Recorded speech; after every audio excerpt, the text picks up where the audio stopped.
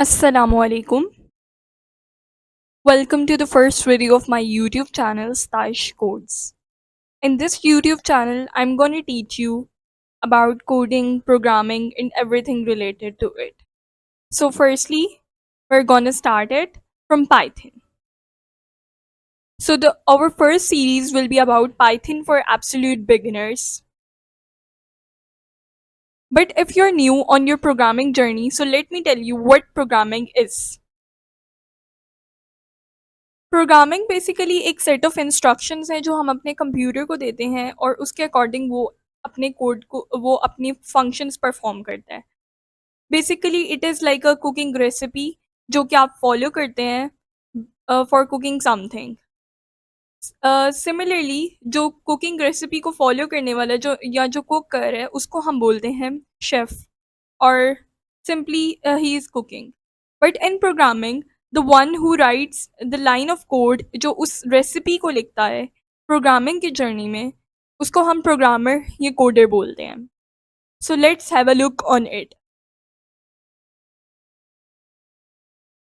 Why codes are needed? Codes basically जो है हमारे पास इसलिए चाहिए होते हैं. Basically these are a set of instructions जो हम एक कंपाइलर को देते हैं. कंपाइलर एक ऐसा सॉफ्टवेयर होता है या एक ऐसा हमारा इंटरप्रेटर होता है जो कि हमारी लाइन ऑफ कोड को कंप्यूटर की लैंग्वेज में कन्वर्ट करके कंप्यूटर तक पहुंचाता है ताकि कंप्यूटर उसके अकॉर्डिंग फंक्शंस परफॉर्म कर सके। अब जैसा कि हमें पता है कि कंप्यूटर जो है सिंपल इंग्लिश उर्दू या ऐसी लैंग्वेजेस को नहीं समझ पाता, ठीक है। तो कंपाइलर ऐसे में एक फंक्शन परफॉर्म करता है वो कंप्यूटर की लैंग्वेज में जो कि हम हमारे पास बाइनरी लैंग्वेज होती है हमारी कोड को उस बाइनरी लैंग्वेज में कन्वर्ट करके कंप्यूटर को देता है और कंप्यूटर आगे उस लाइन ऑफ कोड के अकॉर्डिंग जो है फंक्शन परफॉर्म करता है। हमारी जो फर्स्ट प्रोग्रामिंग लैंग्वेज है जो कि हम इस चैनल पे सीखने वाले हैं दैट इज पाइथन। पाइथन का अगर हम लोग इंट्रोडक्शन लें तो Python is basically a high level language. जैसे हमारे पास सी शार्प है एंड मैनी अदर लैंग्वेजेस, तो ये एक हाई लेवल लैंग्वेज है, इजी टू लर्न और इसका जो बेसिक सिंटैक्स है वो इंग्लिश लैंग्वेज ही तरह है।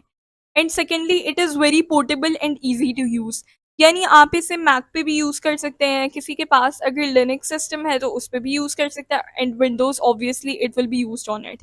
थर्डली एक फ्री और ओपन सोर्स लैंग्वेज है, यानी देर कुछ लैंग्वेजेस ऐसी हैं जिनमें हमें परचेजिंग रिक्वायर होती है लेकिन यहाँ पर हम सब कुछ फ्री यूज़ कर सकते हैं, इसकी फ्री लाइब्रेरीज अवेलेबल है and the lot of stuff. So Python for absolute beginners की जो सीरीज़ हैं इनमें जो जो सी चीज़ें हम पाइथन से रिलेटेड कवर करने वाले हैं उसमें सबसे पहले हम लोग कवर करेंगे बेसिक्स ऑफ पाइथन जिसमें हमारे पास है data types, variable and type casting. Number 2 पे हमारे पास स्ट्रिंग्स हैं और कंडीशनल्स हैं। नंबर 3 पे लिस्ट और टपल्स हैं। नंबर 4 पे dictionaries and sets.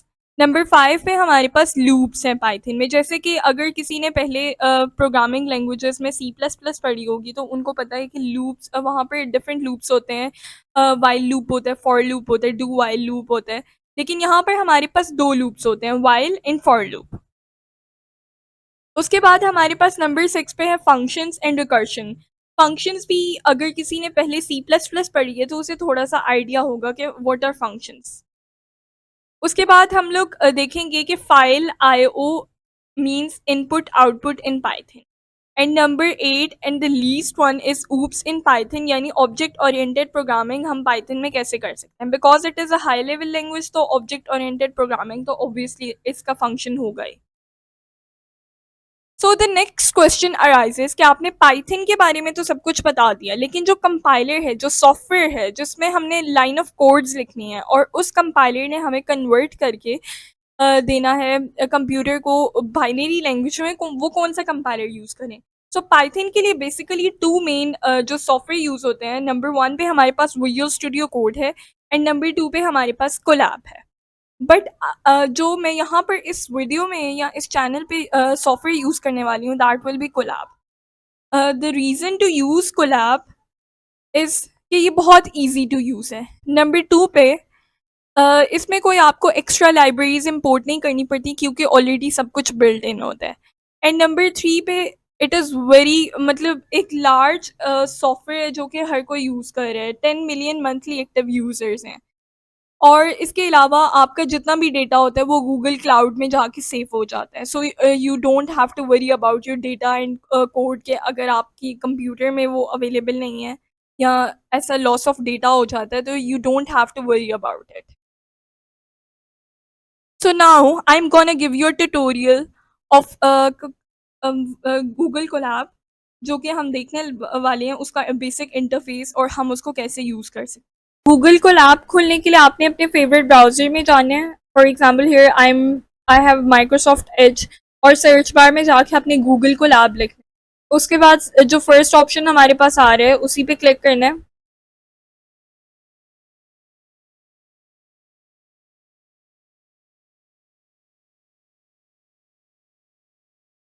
And here we have welcome to Colab वाला ऑप्शन जहाँ पर हमारे पास एक न्यू नोटबुक का ऑप्शन आ रहा है। हमने न्यू नोटबुक के ऑप्शन पे क्लिक करना है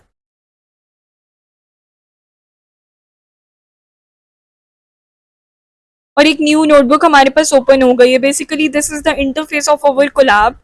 यहाँ पर जो ये वाला सेल है this is our code cell जहाँ पर हम अपना कोड लिखते हैं। For example I write here print hello world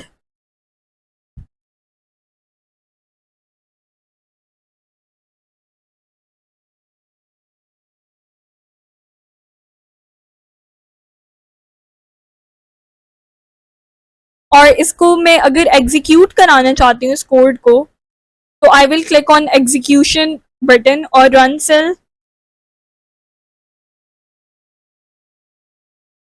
for the first time ये एग्जीक्यूट होने में थोड़ा टाइम लगेगा but after that it won't takes this much time.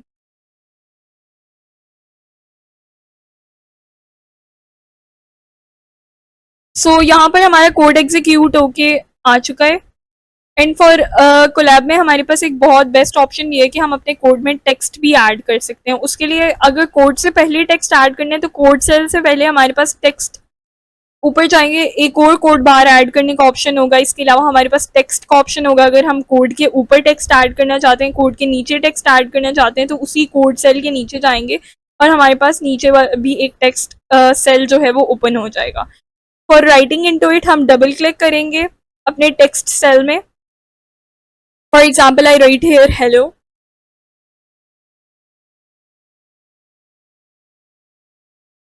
इस यहाँ पर हमारे पास टेक्स्ट को इनहेंस करने के डिफरेंट ऑप्शंस हैं। Like I have here an option of bold italicizing my text and formatting it as a code, adding some link, inserting some picture, using it as a block code, or adding numbered list or bullet points or inserting emojis.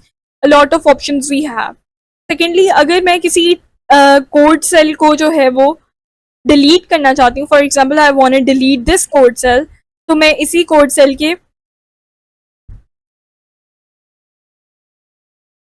Cell को press करूंगी और यहाँ पर मेरे पास delete का option आ जाएगा। उसमें मैं क्लिक करूंगी तो ये मेरे पास ये सेल ही डिलीट हो जाएगा। The same process is for hello text cell. अगर मैं इसको डिलीट करना चाहती हूँ तो मैं अपने टेक्स्ट वाले सेल में जाऊंगी जिस भी सेल को डिलीट करना चाहती हूँ वहाँ पर डिलीट के ऑप्शन में जाके डिलीट कर सकती हूँ। इसके अलावा कोलैब में कुछ और ऑप्शंस हैं जैसे if I want take help of some AI वगैरह तो I have Gemini option here जहाँ पर मैं अपना प्रॉम्प्ट एंटर करूँगी और मुझे आंसर मिल जाएगा। ठीक है। सेकेंडली यहाँ पर अगर मैं अपनी फ़ाइल को सेव कराना चाहती हूँ तो मेरी फ़ाइल जो है वो गूगल ड्राइव में जाके सेव होगी। For example I press control S तो मेरी ये जो फाइल है वो गूगल ड्राइव में जाके सेव हो जाएगी। तो I don't have to worry about like कि मेरा डेटा जो है वो ज़ाया ना हो जाए वो वगैरह। इसके अलावा अगर हम कंप्यूटर में भी इसको सेव कराना चाहते हैं तो we can save a copy in a drive और सेव इट एज और for example I want to save it in my computer तो उसका भी ऑप्शन यहाँ पर मौजूद होता है। इसके अलावा जो है तो गूगल ड्राइव में जाके मैं अपनी फ़ाइल को चेक करूँगी कि मेरी फ़ाइल वहाँ पर सेव हुई है कि नहीं। So coming towards our Google drive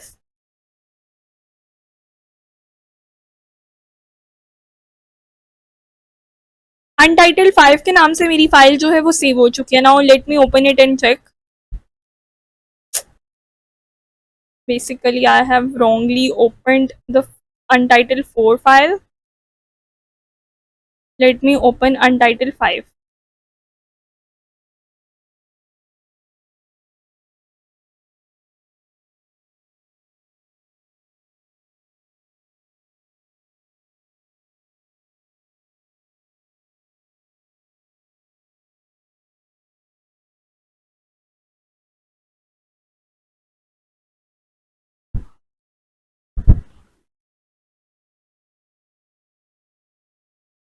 so as you can see मेरी फाइल जो है वो ओपन भी हो गई है और वो सेम एज इट इज वही फाइल थी जो कि मैंने सेव करवाई थी. This was all about the Google Colab and Google Colab is very efficient notebook, Jupyter notebook, जिसमें आपको कोई एक्स्ट्रा लाइब्रेरीज पाइथन लर्न करने के लिए इम्पोर्ट नहीं करनी पड़ती, एक्स्ट्रा रिसोर्सेज इम्पोर्ट नहीं करने पड़ते. And that is a very good thing for early beginners, the one who have started their coding journey just now. Uh,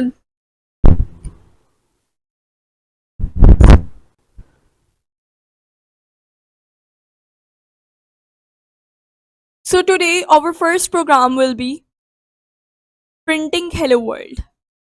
सो यहाँ पर हम लोग पहला प्रोग्राम जो कि हर प्रोग्रामिंग लैंग्वेज में बेसिकली फर्स्ट प्रोग्राम जो हमारा होता है हेलो वर्ल्ड, वो प्रिंट करके देखेंगे कोलैब पे. And it is related to Python. Our first program printing hello world. Here print is basically a name of a function in which we write our statement. जो भी हम print करवाना चाहते हैं वो हम प्रिंट फंक्शन के अंदर. So let me write our first program. Python के अंदर कमेंट्स करने के लिए हम लोग हैश यूज करते हैं.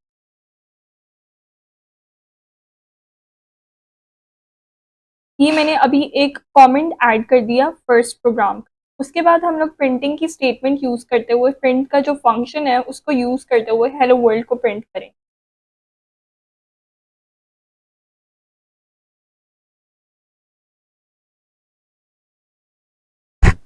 Now I have written here. अब मैं इस प्रोग्राम को एग्जीक्यूट करने जा रही हूँ.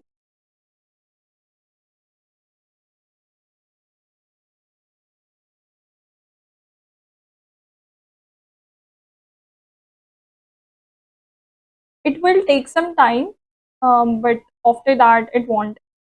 फर्स्ट टाइम में ये थोड़ा सा टाइम लेता है एग्जीक्यूट होने में, उसके बाद ये टाइम.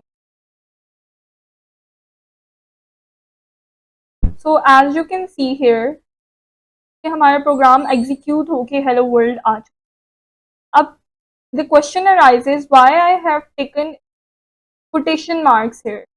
तो जब भी हम कोई स्ट्रिंग लेते हैं, string is basically a set of characters.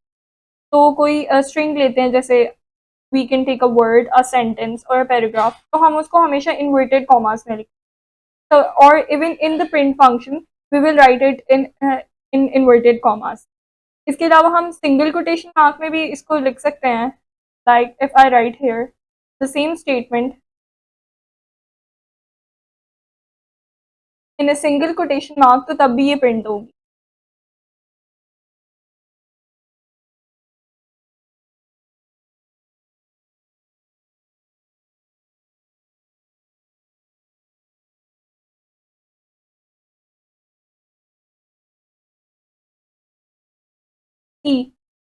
Here, the second statement has also been printed.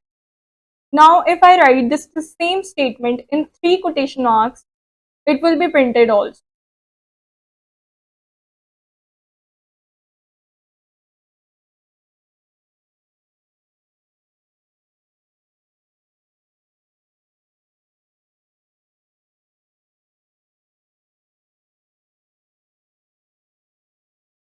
Three quotation marks is basically called a triple quotation mark.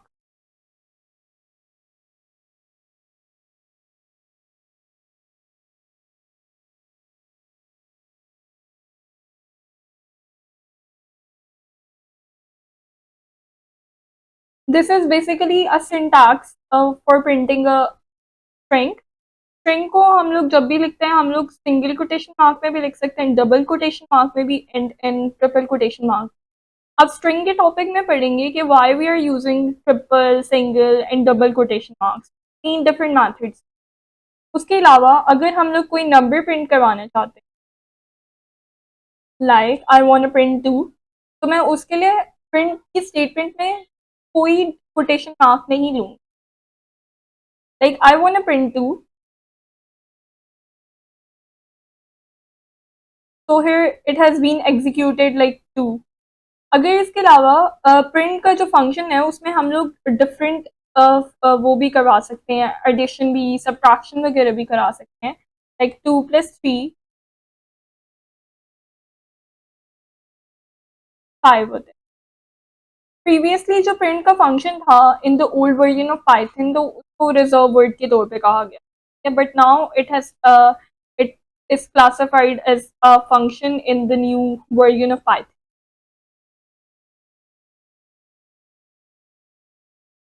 So now coming towards the character set in Python, हर programming language का एक specific character set होता है, यानी कौन कौन से characters हम उस प्रोग्रामिंग लैंग्वेज में यूज कर सकते हैं, and Python has a character set too. तो let's discuss what kind of characters we can use in Python. Number 1 पे हमारे पास जो है वो है लेटर्स, जितने भी अल्फाबेट्स हैं A to Z, जिनमें अपर केस लेटर्स भी आ जाते हैं और लोअर केस लेटर्स भी आ जाते हैं, वो हम लोग यूज कर सकते हैं पाइथन के अंदर। But what does this case sensitive means? Case sensitive means कि अगर हम लोग एक लोअर केस लेटर लेते हैं जिसमें हमारे पास ए आ जाता है, small A, and upper case letter लेते हैं कैपिटल ए, तो these both are treated separately in Python. मतलब जब भी कंपाइलर इंटरप्रेट करेगा तो इन दोनों को सेपरेटली इंटरप्रेट करेगा, लेकिन हमारे पास बहुत सी ऐसी प्रोग्रामिंग लैंग्वेजेस हैं जो कि केस सेंसिटिव नहीं है। लाइक हमारे पास है एक लैंग्वेज SQL, जब हम उसको यूज करते हैं तो उसमें lower case letters and upper case letters are treated same. So Python is a basically case sensitive language. Number 2 पे जो कैरेक्टर्स हम लोग यूज कर सकते हैं पाइथन में वो है डिजिट्स। हमारे पास जितने भी डिजिट्स हैं 0 to 9 वो सब हम यूज कर सकते हैं पाइथन में। उसके बाद हमारे पास जितने स्पेशल कैरेक्टर्स हैं जैसे प्लस, माइनस और क्या नाम है, हमारे पास ये डिवीजन का साइन है फॉरवर्ड स्लैश से जिसे हम डिनोट करते हैं, मल्टीप्लिकेशन का साइन जिसे हम एस्टेरिक से डिनोट करते हैं, और इसके अलावा जितने भी हमारे पास हमारे कीबोर्ड के ऊपर स्पेशल कैरेक्टर्स मौजूद होते हैं वो सब के सब हम पाइथन में यूज कर सकते हैं। Then coming towards the spaces, white spaces, blank spaces, tab spaces, new line characters, ये सारी spaces जो हैं हम लोग Python के अंदर use कर सकते हैं। इसके अलावा हमारी कीबोर्ड पे जितनी भी ASCII कैरेक्टर्स हैं या यूनिकोड कैरेक्टर्स हैं, इन सबको हम लोग Python में यूज कर सकते हैं। सो now coming towards the variable, अगर हम मैथ्स में बात करें तो जब हम मैथ्स में वेरिएबल्स को पढ़ा करते थे तो बेसिकली मैथ्स में variables were like any quantity जो कि अननोन है और जिसे हम एक अल्फाबेट से डिनोट कर देते थे अलजेब्रा में, और बेसिकली जिसकी वैल्यू जो है हमारे पास वेरी करती रहती। Like for example I am taking a is equal 25, तो हमारे पास जो a है दिस इज अ वेरिएबल। लेकिन अब हम देखते हैं कि प्रोग्रामिंग लैंग्वेज में व्हाट फंक्शंस वेरिएबल है और वेरिएबल की क्या इंपॉर्टेंस है। तो प्रोग्रामिंग लैंग्वेज में हम जब भी कोई डेटा, हमारे पास कोई सेंटेंस है, वर्ड है, नंबर है, वो हम लोग अपनी मेमोरी में सेव कराना चाहते हैं तो उसके लिए हम लोग वेरिएबल्स यूज करते हैं। वेरिएबल्स बेसिकली असाइन कर देते हैं हमारी डेटा को मेमोरी लोकेशन, एक स्पेसिफिक मेमोरी लोकेशन जो है वो वेरिएबल्स असाइन कर देते हैं हमारी डेटा को। इसकी एग्जाम्पल अगर हम लोग देखें तो हमारे पास पहला जो वो एग्जाम्पल है वो ये है कि name is equal variable Python में। तो यहाँ पर जो हमारे पास नेम है basically that is a variable, और स्टाइश कोड्स एक सेंटेंस है, एक डेटा है जो कि हम लोग एक नेम को असाइन करा रहे हैं, एक वेरिएबल को असाइन करा रहे हैं ताकि वो उसे जाके एक मेमोरी लोकेशन में स्टोर कर सके। नाउ द क्वेश्चन अराइजेस, क्या हम वेरिएबल्स के थ्रू नंबर्स को भी मेमोरी लोकेशन असाइन करा सकते हैं? तो yes we can do it too. जैसे हमारे पास एक वेरिएबल है एज इज इक्वल 20, तो यहाँ पर जो एज है दैट इज अ वेरिएबल और इसको जो हमने डेटा असाइन किया that is a numeric value. ये हमारे पास एक न्यूमेरिक वैल्यू है और एज इसी को अपने अंदर स्टोर करेगा एज वेरिएबल जो है हमारे पास वो एक मेमोरी लोकेशन में जाके इसी को स्टोर करेगा। For example here we have memory, और मेमोरी में डिफरेंट डिफरेंट बॉक्सेस हैं। तो बेसिकली यहाँ पर हम लोग एक वेरिएबल एक मेमोरी लोकेशन को असाइन करते हैं और उस वेरिएबल का नाम है एज। अब एज जो है इसके अंदर जो वैल्यू स्टोर है 20, वो जाके वो उस मेमोरी लोकेशन में स्टोर करा देगा, लाइक दिस। और इसके अलावा नेक्स्ट क्वेश्चन अराइजेस, क्या हम इसमें डेसिमल वैल्यूज भी स्टोर करा सकते हैं अपनी मेमोरी में, वेरिएबल्स को अपनी डेसिमल वैल्यूज असाइन करा के? तो the question is yes, answer is yes.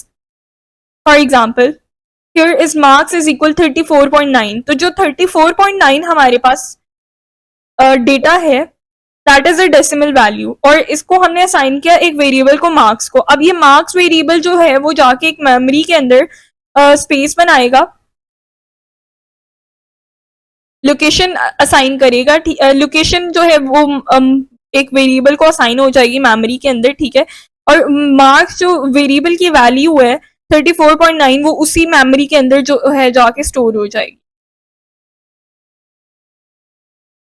Like this.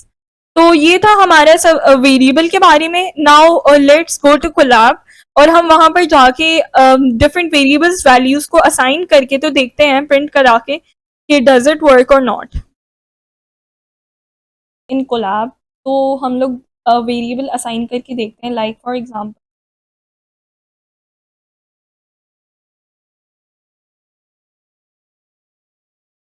I will assign a variable here name is equal, एक स्ट्रिंग ले लेते हैं डबल कोटेशन मार्क्स में, और उसको उसमें वैल्यू ले लेते हैं, हम अपना एक सेंटेंस ले लेते हैं।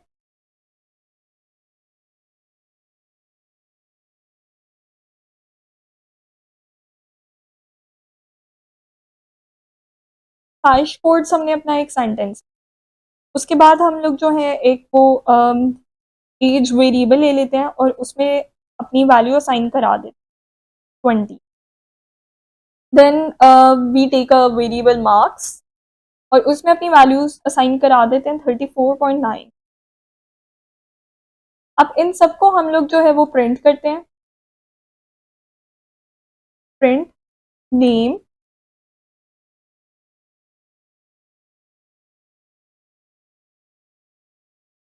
Print as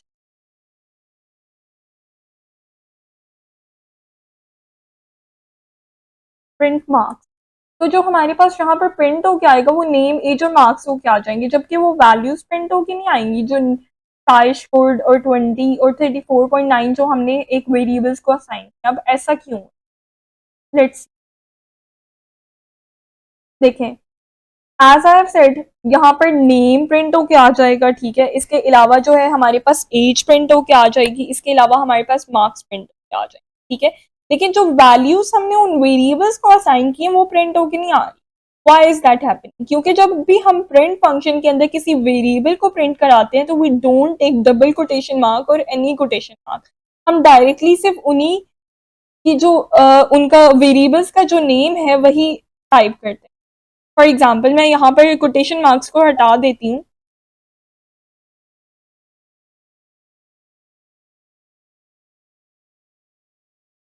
so now I want to print these. हम इनमें जो वैल्यूज हैं उनको प्रिंट कराना चाहते हैं, तो हमारे पास जो प्रिंट होके आएगा वो स्टाइश कोड्स है और 20 और 34.9 जो कि वैल्यूज हमने इन वेरिएबल्स को असाइन की थी। So this was all about variables.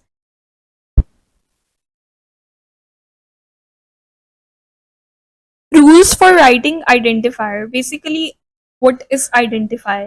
Identifier can be name of a variable और फंक्शन का नेम हो सकता है। इसके अलावा हमारे पास डिक्शनरीज जब हम पढ़ेंगे तो उसमें जो हमारी कीज हैं स्टार्टर, उनके जो नेम है कीज के नेम, वो भी हमारे पास जो है वो आइडेंटिफायर। सो नाउ यहाँ पर जो वेरिएबल का नेम है दैट इज एन आइडेंटिफायर। तो हमारे पास कुछ रूल्स होते हैं आइडेंटिफायर को लिखने के लिए पाइथन के अंदर। Let's have a look on it. Number 1 पे identifier can be combination of lower case, upper case, digit और एन अंडरस्कोर। यानी हम इसमें आइडेंटिफायर जब भी कोई वेरिएबल का नाम लिख रहे हैं तो हम उसमें लोअर केस लेटर भी लिख सकते हैं, अपर केस लेटर भी लिख सकते हैं और इसके अलावा कोई अंडरस्कोर जो हमारे पास एक डैश है उसको भी डाल सकते हैं, ठीक है। नंबर 2 पे हमारे पास जो है identifier can not start from a digit, ठीक है। आइडेंटिफायर जो है वो किसी डिजिट से स्टार्ट नहीं हो सकता, किसी नंबर से स्टार्ट नहीं हो सकता, लेकिन आइडेंटिफायर को हम नंबर उसके सेंटर में लिख सकते हैं और एंड में भी लिख सकते हैं। लाइक हियर हमारे पास दो वेरिएबल्स हैं, माई नेम टू, तो माई नेम टू जो है एक आइडेंटिफायर है हमारे पास और इसमें जो 2 डिजिट है, ठीक है, वो हमने एंड पे लिखा है, तो ये स्टेटमेंट जो है हमारे पास वैलिड है। अगर हम लोग लिखते हैं two my name is two my name, यानी हम एक आइडेंटिफायर को 2 से स्टार्ट करते हैं, एक डिजिट से स्टार्ट करते हैं, तो ये हमारे पास इनवैलिड हो जाएगा, कंपाइलर जो है हमें एरर देना शुरू हो जाएगा। तो now coming towards our third rule, तीसरा रूल ये कहता है कि आइडेंटिफायर जो है वो किसी भी लेंथ के हो सकते हैं, ठीक है, they can be of any length, but एक गुड प्रोग्रामर की जो पहचान है वो ये है कि वो आइडेंटिफायर्स को, वेरिएबल्स के नेम को शॉर्ट रखे और अंडरस्टैंडेबल रखे, ताकि हम अपने प्रोग्राम को ज़्यादा लंबा ना बनाएं, कॉम्प्लेक्स ना बनाएं, बल्कि ईजी टू यूज़ बनाएं। नाउ कमिंग टूवर्ड्स फोर्थ, हम लोग कोई स्पेशल कैरेक्टर्स वगैरह जो है वो आइडेंटिफायर्स में, वेरिएबल्स में ऐड नहीं कर सकते। लाइक हमारे पास स्पेशल कैरेक्टर है, एक ऐड का साइन है, हैश है, ठीक है, और परसेंटेज का साइन जैसे हम ये हम लोग यूज़ नहीं कर सकते। मतलब इस तरह के जितने भी स्पेशल कैरेक्टर्स हैं, इसके अलावा डॉलर का साइन है, या जितने भी स्पेशल कैरेक्टर्स हैं उनको हम वेरिएबल के नेम में यानी आइडेंटिफायर में हम लोग ऐड नहीं कर सकते। अगर हम लोग करेंगे तो कंपाइलर जो है वो एरर देगा। Now coming towards the fifth rule, जब हम लोग एक वेरिएबल को नेम असाइन कर रहे होते हैं, एक आइडेंटिफायर लिख रहे होते हैं, तो सी प्लस प्लस में हम लोग या जावा में उससे पहले उसकी जो है डेटा टाइप लिखते हैं, यानी वो किस डेटा टाइप का है। अभी डेटा टाइप आगे हम लोग डिस्कस करेंगे तो उसमें आप लोगों को समझ आ जाएगी कि व्हाट इज डेटा टाइप, ठीक है। पहले जो सी प्लस प्लस में वेरिएबल असाइन करने का मेथड है उसमें यह है कि हम पहले डेटा टाइप लिखते हैं, उसके बाद आइडेंटिफायर लिखते हैं, फिर उसको वैल्यू असाइन करते हैं।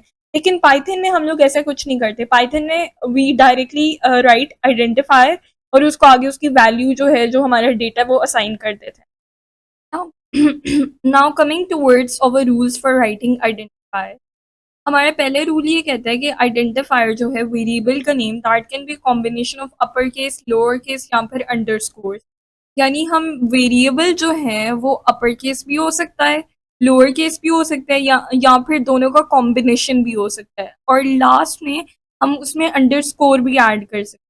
अब मैंने यहाँ पर कुछ वेरिएबल्स पहले से बना लिए हैं जिसमें हमारे पास फर्स्ट वेरिएबल जो है वो अपर केस है, बिल्कुल अपर केस। सेकेंड वेरिएबल जो है हमारे पास वो बिल्कुल लोअर केस है, ठीक है, माई वेरिएबल। उसके बाद जो थर्ड वेरिएबल है वो अपर केस और लोअर केस दोनों का कॉम्बिनेशन है। फोर्थ वेरिएबल में हमारे पास अंडरस्कोर है सेंटर में, और फिफ्थ वेरिएबल में अंडरस्कोर है स्टार्ट में, सिक्स्थ वेरिएबल में अंडरस्कोर है एंड पे। अब इनको जो हमने वैल्यू असाइन की है वो 2 है, ठीक है। तो हम देखेंगे क्या 6 2 जो है हमारे पास प्रिंट होता है, 6 2 हमारे पास प्रिंट होते हैं या नहीं। तो लेट्स रन आवर कोड, और एज यू कैन सी के कंपाइलर ने हमें कोई एरर नहीं दिया, मतलब 6 की 6 वैल्यू जो है कंपाइलर ने हमें प्रिंट करके दी। अब अगर सेकेंड रूल की तरफ आए तो सेकेंड रूल ये कहता है N identifier can not start from a digit, एक आइडेंटिफायर जो है हम उसको डिजिट से स्टार्ट नहीं कर सकते, एक वेरिएबल के नेम को हम लोग जो है वो डिजिट से स्टार्ट नहीं कर सकते, ठीक है। तो इसी वेरिएबल को, माई वेरिएबल को लेते हैं और इसमें स्टार्ट में जो है हम लोग वो ऐड कर देते हैं 1, और बाकी सारा जो है इसको रिमूव कर देते हैं। 1 माई वेरिएबल, और अब इसको प्रिंट करके देखते हैं कि weather or not it is printing. आपने प्रिंट स्टेटमेंट को हमेशा लोअर केस में लेना है because it is a function.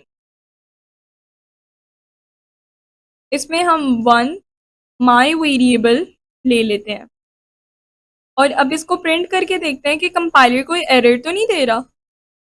Yes, compiler is giving an error where line number 1, line number 1 में एरर क्या है, इनवैलिड डेसिमल लिटरल, यानी हम लोग जो है वो वेरिएबल को एक डिजिट से स्टार्ट नहीं कर सकते। हमने यहाँ पर 1 लिखा माई वेरिएबल से पहले, तो हम एक डिजिट से कभी भी वेरिएबल का नेम नहीं स्टार्ट कर but yes we can add a digit after the name of variable, मतलब वेरिएबल का नाम लिखने के बाद हम डिजिट ऐड कर सकते हैं, और वेरिएबल के सेंटर में भी, वेरिएबल नेम के सेंटर में भी डिजिट ऐड कर।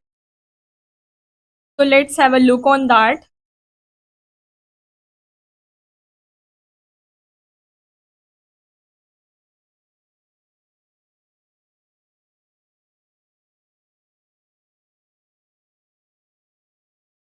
अब ये मैंने दो वेरिएबल्स ले लिए हैं, जिसमें एक में मैंने सेंटर में टू ऐड किए, एक डिजिट ऐड किए, और एक वेरिएबल में मैंने जो है वो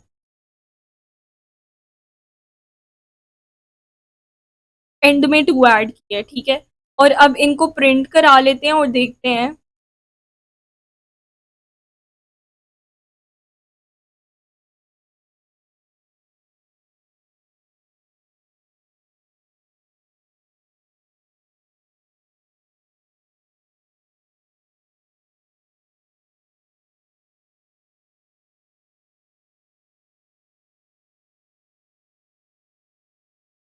कि whether or not compiler is giving an error। तो अब आप लोग देख सकते हैं।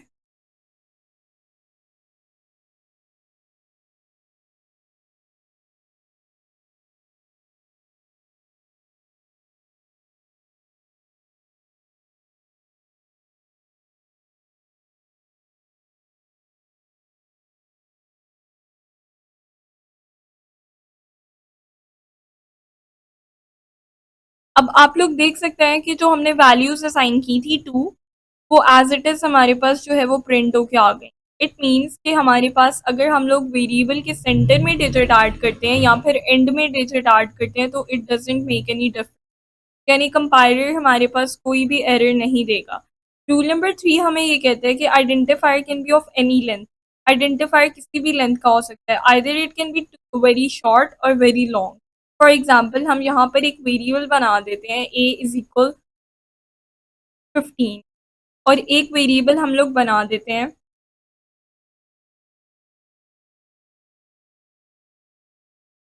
वट एवर नेम 27, और इनको प्रिंट करा के देखते हैं कि weather or not they are printing और not.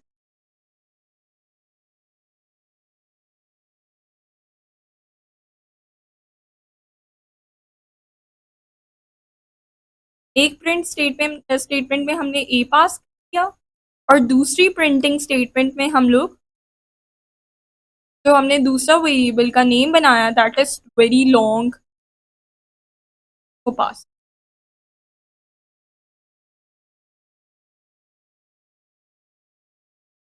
So now let's see whether or not क्या ये हमें 15 जो हमने ए वेरिएबल को वैल्यू असाइन किया और जो हमने अपने दूसरे वेरिएबल को 27 वैल्यू असाइन की, वो प्रिंट करके देता है या नहीं। So as you can see कि हमारे पास 27 और 15 एज इट इज प्रिंट होके आ गए, जो कि हमने अपने पहले वेरिएबल को असाइन की थी वैल्यू और दूसरे वेरिएबल को। तो इससे ये बात भी प्रूव हो जाती है कि identifier can be of any length, यानी वेरिएबल का जो नेम है वो किसी भी लेंथ का हो सकता है। लेकिन एक अच्छे प्रोग्रामर की जो पहचान है वो ये है कि वो हमेशा वेरिएबल्स को शॉर्ट रखे, कोड को क्लीन रखे, और वेरिएबल के जो नाम हो वो अंडरस्टैंडेबल हो। अब नंबर 4 पे जो हमारा रूल है वो ये कहता है कि आइडेंटिफायर के नेम से पहले हम पाइथन में कोई डेटा टाइप्स ऐड नहीं कर सकते, ठीक है। सी प्लस प्लस और जावा में हम लोग डेटा टाइप्स ऐड करते हैं, लेकिन यहाँ पर नहीं करेंगे। Now what is data type? तो पहले हम डेटा टाइप को देख लेते हैं, फिर इस जो क्या नाम है हमारा ये जो रूल है इसको भी हम लोग चेक करके देखते हैं। सो now coming towards data types. Data basically जो है हमारे पास जो भी हम वर्ड या फिर सेंटेंस या फिर जो हम लोग एक कोड में पैराग्राफ लिख रहे होते हैं, कोई नंबर लिख रहे होते हैं, कोई डेसिमल वैल्यू लिख रहे होते हैं, वो हमारे पास डेटा होते हैं, ठीक है। कोई भी ऐसी इंफॉर्मेशन जो कि हम एक वेरिएबल के अंदर एक डेटा स्ट्रक्चर में या एक फाइल में स्टोर करा रहे हैं, वो हमारे पास डेटा है। तो data refers to the information stored in variables, data structures और फाइल। डेटा जो है हमारे पास क्या नाम है कोई भी इंफॉर्मेशन है जो कि हम किसी वेरिएबल में स्टोर करा रहे हैं, डेटा स्ट्रक्चर में या फिर फाइल, ठीक है। अब डेटा टाइप क्या है? डेटा टाइप बेसिकली हर प्रोग्रामिंग लैंग्वेज जो है वो डेटा को डिफरेंट टाइप्स में क्लासिफाई कर देती है। फॉर एग्जांपल अगर हमारे पास कोई सेंटेंस है, कोई वर्ड है, कोई लाइन ऑफ कैरेक्टर्स है, तो उसको एक अलग टाइप में क्लासिफाई कर दिया जाएगा। कोई नंबर है, कोई फ्लोटिंग वैल्यू है, फॉर एग्जांपल कोई वो हमारे पास डेसिमल वैल्यू है, तो उसको एक अलग डेटा टाइप में रख दिया जाएगा। इस तरह से डिफरेंट डिफरेंट डेटा टाइप्स जो हैं वो हमारे पास हैं। सो कमिंग टूवर्ड्स के हमारे पास पाइथन में कौन कौन सी डेटा टाइप्स हैं। नंबर वन पे हमारे पास न्यूमेरिक डेटा के लिए पाइथन में 3 डेटा टाइप्स हैं। पहली डेटा टाइप जो है हमारे पास इंट डेटा टाइप है, इंटीजर डेटा टाइप, ठीक है, और इसके लिए जो रिजर्व वर्ड है वो इंट है। सेकंड पे इंट में बेसिकली वो सारी की सारी वैल्यूज आ जाती हैं जो कि एक इंटीजर में होती हैं। फॉर एग्जांपल माइनस से स्टार्ट होंगी, -2 कह लें आप, मतलब माइनस वाली वैल्यूज से लेके प्लस वाली वैल्यूज तक इंक्लूडिंग ज़ीरो, ये सारी की सारी हमारे पास जो है वो उसमें आ जाती हैं इंटीजर डेटा टाइप में, ठीक है।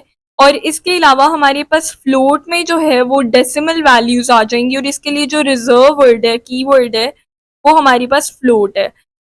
और जैसे फॉर एग्जांपल हम लोग यहाँ पर एक डेसिमल वैल्यू ले लेते हैं 2.5, तो 2.5 जो है हमारे पास एक फ्लोटिंग वैल्यू है। और अब थर्ड नंबर पे हमारे पास एक और डेटा टाइप यूज होती है जो कि है कॉम्प्लेक्स, और इसके लिए रिजर्व वर्ड कॉम्प्लेक्स का है, ठीक है, कॉम्प्लेक्स नंबर्स। अब कॉम्प्लेक्स नंबर्स वो नंबर्स होते हैं जो कि रियल और इमेजिनरी से मतलब उससे जिसमें एक रियल पार्ट होता है, एक इमेजिनरी पार्ट होता है। फॉर एग्जांपल 4 प्लस एओटा जो है हमारे पास, ये एक कॉम्प्लेक्स नंबर है। तो हम हमारे पास पाइथन में इससे रिलेटेड डेटा टाइप्स भी हैं जिसको हम कॉम्प्लेक्स बोलते हैं, ठीक है। और ये जो हमारे पास इंट, फ्लोट और कॉम्प्लेक्स हैं, ये हमारे पास रिजर्व वर्ड्स हैं। नंबर 2 पे जो हमारे पास डेटा है वो टेक्सचुअल डेटा जो है उसके बारे में बात हो रही है। तो टेक्सचुअल डेटा को के लिए हमने एक डेटा टाइप बना दिया स्ट्रिंग।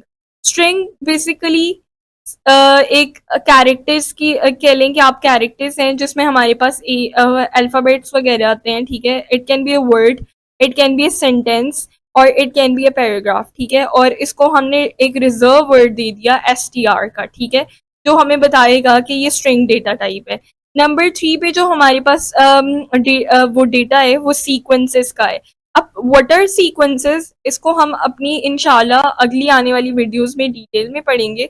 इनके लिए हमारे पास जो है डेटा का मतलब कोई भी डेटा है ना, फॉर एग्जांपल कोई नंबर है, ठीक है, तो कोई हमारे पास कुछ वैल्यूज हैं, उनके सीक्वेंसेस के लिए हमारे पास दो तरह की डेटा टाइप्स हैं। लिस्ट है जिसको हमने रिजर्व वर्ड लिस्ट से डिनोट किया है, ठीक है, और टपल्स हैं जिनको हमने रिजर्व वर्ड टपल से डिनोट किया। अब ये क्या है, इनको हम इंशाल्लाह नेक्स्ट वीडियोस में देखेंगे। उसके बाद हमारे पास मैपिंग अगर हो रही है, मैपिंग काइंड ऑफ डेटा है। मैपिंग का मतलब ये है कि हमारे पास एक जो है वो की आ गई और उसके अगेंस्ट जो है हमारे पास एक वैल्यू आ जाएगी, ठीक है।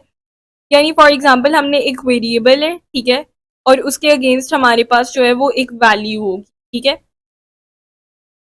तो ऐसे डेटास के लिए हमने जो अपनी डेटा टाइप बनाई है वो है डिक्शनरी। और डिक्शनरी के लिए हमने एक रिजर्व वर्ड बना दिया जिसको हम कहते हैं डिक्ट। फिर उसके बाद जो हमारे पास नेक्स्ट डेटा टाइप आती है वो सेट्स टाइप है, ठीक है, मतलब ये भी एक रिलेटिवली न्यू डेटा टाइप है, ठीक है। और सेट जो है इसमें हमारे पास न्यू डेटा टाइप है, ये बेसिकली इसको हम लोग डिटेल में देखेंगे। नेक्स्ट बूलियन टाइप है। अगर हमारे पास बूलियन टाइप का डेटा हो, यानी हमने येस और नो में आंसर करना हो, ट्रू और फॉल्स में आंसर करना हो, तो हमारे पास उसके लिए जो डेटा टाइप है वो बूल है और उसके अगेंस्ट दो रिजर्व वर्ड्स हैं, ट्रू या और फॉल्स। हम अगर बूल टाइप ले रहे हैं डेटा टाइप, तो हम उसके अगेंस्ट सिर्फ दो वैल्यूज ये साइन कर सकते हैं, ट्रू असाइन कर सकते हैं या फिर फॉल्स साइन कर सकते हैं, ठीक है। इसके अलावा हम कोई वैल्यू इंटीजर, फ्लोट वगैरह में नहीं ले सकते, मतलब कोई 1 2 या 3 4 असाइन नहीं कर सकते, ठीक है। और इसके लिए ट्रू और फॉल्स के ये जो टी और एफ कैपिटल हैं ये इम्पोर्टेंट है कि ये कैपिटल ही रहे, क्योंकि ये रिजर्व वर्ड्स हैं। अब रिजर्व वर्ड्स क्या होते हैं वो हम आगे देखें। फिर हमारे पास एक नन टाइप डेटा टाइप आती है, ठीक है, जिसमें हम लोग जो है एक वेरिएबल को कोई वैल्यू असाइन नहीं करते और उसके अगेंस्ट जो हमारे पास कीवर्ड है वो हमारे पास कीवर्ड है नन, ये वाला कीवर्ड है, ठीक है। और हम लोग मतलब इसको किसी वेरिएबल को फॉर एग्जांपल हम लोग कह रहे हैं कि ए इज इक्वल नन, तो हम बता रहे हैं कि ए वेरिएबल तो हमने बना लिया है, मेमोरी के अंदर ए वेरिएबल तो मौजूद है, ठीक है। ए वेरिएबल एक फॉर एग्जांपल ये एक मेमोरी है, ठीक है, और इसमें हमारे पास एक लोकेशन है जिसका नाम है ए, ठीक है, लेकिन इसमें कोई वैल्यू स्टोर्ड नहीं है, ठीक है, यानी ये एक एम्प्टी है, बिल्कुल एम्प्टी है, कोई इसमें कुछ भी नहीं है, ठीक है। अब कमिंग टूवर्ड्स नेक्स्ट, हमारे पास अगर हम लोगों ने जैसा कि पहले पढ़ा था हम लोगों ने रूल्स ऑफ आइडेंटिफायर में कि जब हम एक वेरिएबल बना रहे होते हैं तो उससे पहले उसकी डेटा टाइप नहीं लिखते। तो अगर हमने ये चेक करना हो कि हम जो वैल्यू असाइन कर रहे हैं, जो डेटा असाइन कर रहे हैं एक वेरिएबल को, उसकी टाइप क्या है, तो उसके लिए हमारे पास एक स्पेसिफिक फंक्शन आता है टाइप फंक्शन, ठीक है। टाइप फंक्शन हमें बताता है कि जो हमने वैल्यू ली है एक वेरिएबल में स्टोर कराई है उसका डेटा टाइप क्या है, क्या वो इंट है, क्या वो फ्लोट है, क्या वो हमारे पास स्ट्रिंग डेटा टाइप तो नहीं है, क्या वो कोई लिस्ट तो नहीं है, टपल तो नहीं है, कोई सेट वगैरह तो नहीं है, कोई डिक्शनरी तो नहीं है, ये सब चीज़ें हमें टाइप फंक्शन बताएगा। अब हम लोग जो है वो अपनी डेटा टाइप्स को देखने लगे हैं। डिफरेंट डेटा टाइप्स हैं हमारे पास, जिसमें इंट है, फ्लोट है, स्ट्रिंग है, list, tuple, dictionary, set, none और इनको जो है हम लोग इन डेटा टाइप्स की डिफरेंट तरह की वैल्यू देके उनको वेरिएबल में स्टोर कराएंगे। उसके बाद जो है हम लोग टाइप फंक्शन को यूज़ करते हुए वही जो हमारे पास वेरिएबल्स हैं उनको टाइप फंक्शन में पास करके चेक करेंगे कि क्या हमें ये वही डेटा टाइप दे रहा है जो कि हम लोगों ने जिसकी वैल्यू स्टोर कराई है।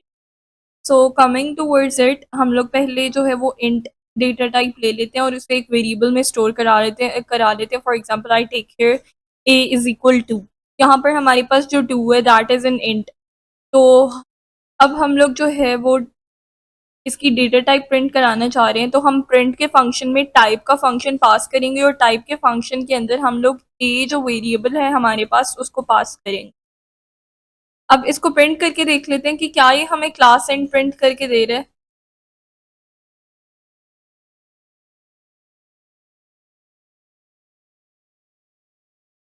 थोड़ा सा टाइम ले रहा है बट हो जाता है आहिस्ता आहिस्ता प्रिंट।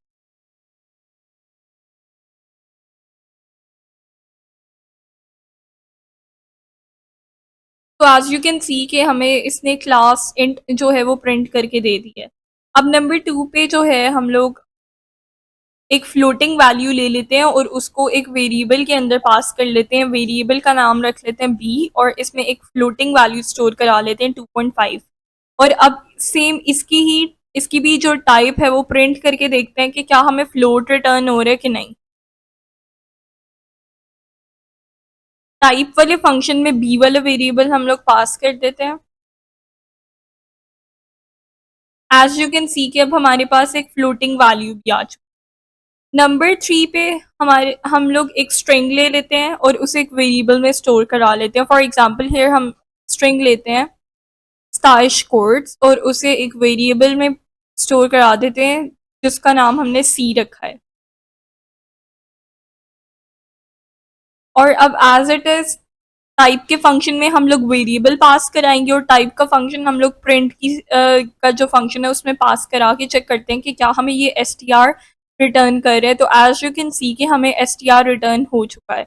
अब नंबर फोर्थ पे हम लोग जो है वो एक लिस्ट ले लेते हैं। लिस्ट हमारे पास जो है वो सीक्वेंस की डेटा टाइप है और इसको हम इंशाल्लाह डिटेल में आने वाली वीडियोस में पढ़ेंगे। अभी हम एक वेरिएबल में एक लिस्ट पास कर लेते हैं और लिस्ट जो है हम लोग उसको स्क्वायर ब्रैकेट से लेते हैं और इसके अंदर हम डिफरेंट डेटा टाइप्स का डेटा जो है वो स्टोर करा सकते हैं। फॉर एग्जांपल हम इसमें एक स्ट्रिंग स्टोर करा सकते हैं, ठीक है, जिसको हम डबल कोटेशन मार्क से ले लेंगे।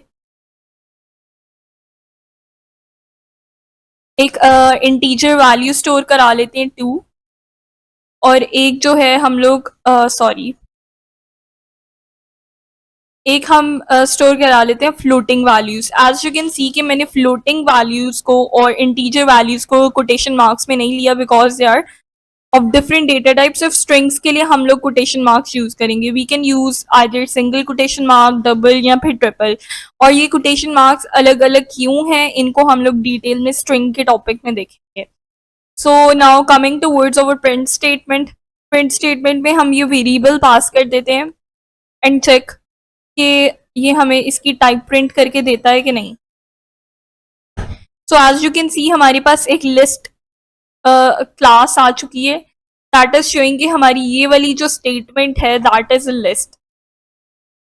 उसके बाद अब हम लोग एक और डेटा टाइप ले लेते हैं, tuple data type. Tuple data type जो है बेसिकली लिस्ट की तरह ही है, इसमें हम डिफरेंट वैल्यू स्टोर करा सकते हैं, और इसमें हम लोग जो है वो स्मॉल ब्रैकेट्स लेंगे और उसके अंदर स्ट्रिंग डेटा टाइप पास करा सकते हैं, फ्लोटिंग वैल्यू पास करा सकते हैं। इसके अलावा हम लोग इंटीजर वैल्यू पास करा सकते हैं, बूल वैल्यू, डिफरेंट डेटा टाइप्स, जैसा कि हमारे पास लिस्ट में भी था। तो यहाँ पर हम एक वैल्यू पास करा देते हैं, लेट्स से 4 और 4.5, और इसके अलावा एक बूल वैल्यू पास करा देते हैं।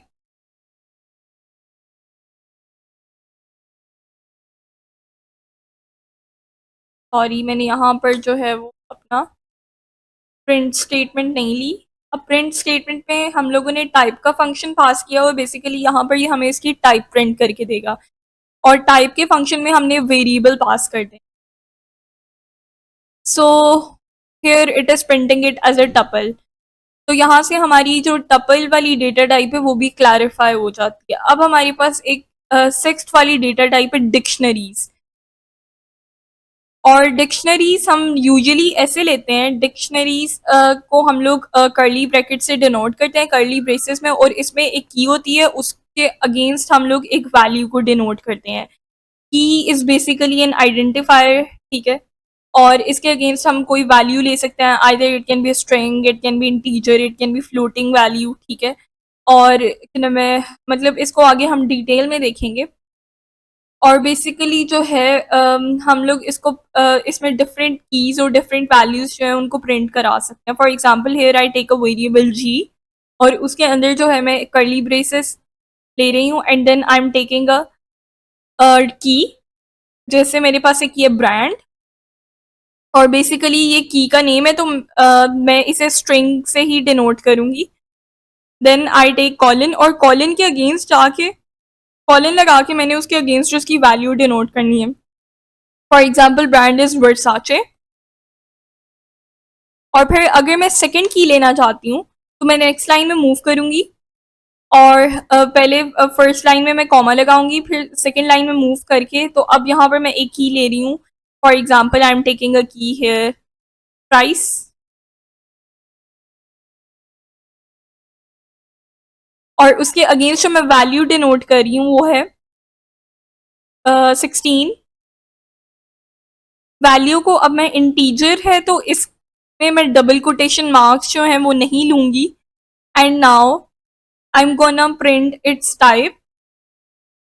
टाइप वाले फंक्शन में मैं डिक्शनरी का वेरिएबल जो है जी उसको पास कर दूंगी, उसके बाद प्रिंट स्टेटमेंट में टाइप वाले फंक्शन को पास कर दूंगी प्रिंट फंक्शन में, and now I am gonna print it और चेक वेदर और नॉट कि ये हमें इसकी डेटा टाइप दे रहा है या नहीं। तो एज यू कैन सी हमारे पास एक क्लास आ गई है डिक्शनरी के नाम से, डिक्ट के नाम से, which is a reserve word for dictionaries. अब इसके आगे जो है सेट्स को देख लेते हैं। Sets are also denoted by curly brackets, और इसमें हम डिफरेंट डिफरेंट वैल्यूज स्टोर करा सकते हैं, like list, tuples and dictionaries. लेकिन इसमें जो है हम लोग कोई की वैल्यू पेयर नहीं ले रहे। For example age is equal, curly braces से इसे डिनोट करेंगे, इसमें हम लोग में कोई इंटीजर वैल्यू ले लेते हैं, कोई स्ट्रिंग वैल्यू ले लेते हैं, and the floating value for example 3.75। और अब इसकी जो है वो टाइप प्रिंट करके देखते हैं और देखते हैं कि क्या हमें जो हमारी टाइप है जिसमें जिस वेरिएबल में ये स्टोर हो रहा है उसकी टाइप जो है हमें सेट रिटर्न होके आती है कि नहीं। So yes, our compiler has returned set, जो हमारे पास क्लास रिटर्न हो गया ये वो सेट है। Now coming towards the next, none type. None type basically एक ऐसी टाइप है कि अगर आप इसे किसी वेरिएबल में पास करते हैं, इसके लिए जो रिजर्व वर्ड है वो नन है। तो इसका मतलब है कि उस वेरिएबल के अंदर कोई भी वैल्यू जो है वो स्टोर्ड नहीं है। For example I take a variable here I is equal, और मैं जो है इसको एक नन का reserve word keyword pass कर देती हूँ और इसकी जो है टाइप प्रिंट करके देखती हूँ कि क्या मुझे ये टाइप रिटर्न करके दे रहा है कि नहीं। और आई के आगे आई को नन को असाइन करने का मतलब ये है कि आई के अंदर कोई भी वैल्यू नहीं है। So here I have none type. अब आते हैं हमारी लास्ट जो है इस वीडियो की डेटा टाइप जिसको हम डिस्कस करने वाले हैं, that is bool data type. Bool के लिए दो रिजर्व वर्ड्स हैं, ट्रू एंड फॉल्स। तो हम दो वेरिएबल्स ले लेते हैं। For example I take here J is equal true, K is equal false. और अब इनकी जो है वो टाइप प्रिंट करा लेते हैं और देख लेते हैं कि वेदर और नॉट हमें बूल टाइप रिटर्न होके आ रही है कि नहीं। जे एंड के, एज यू कैन सी कि हमारे पास जो टाइप रिटर्न होके आई है दोनों वेरिएबल्स की, जे और के की, वो बूल टाइप है। So this was all about data type. और अगर हम इन्हीं वेरिएबल्स को प्रिंट कराना चाहते हैं तो हम लोग सिंपली जो है वो टाइप को रिमूव कर देते हैं।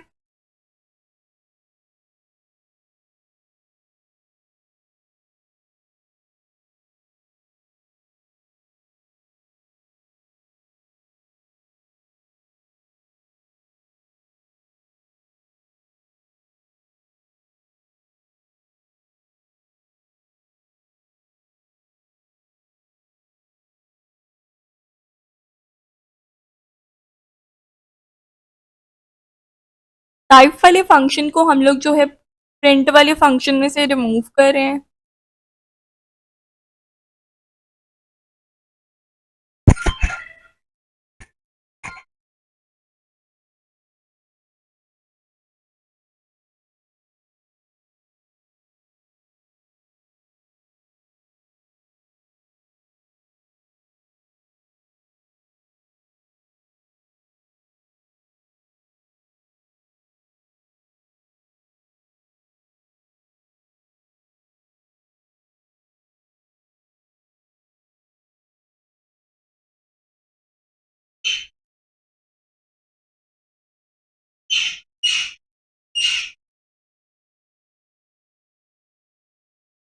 और अब इसको प्रिंट करके देख लेते हैं कि क्या हमारी जो सब के सब वेरिएबल्स है उनमें जो हमने वैल्यूज पास की हैं वो प्रिंट होके आ रही हैं कि नहीं।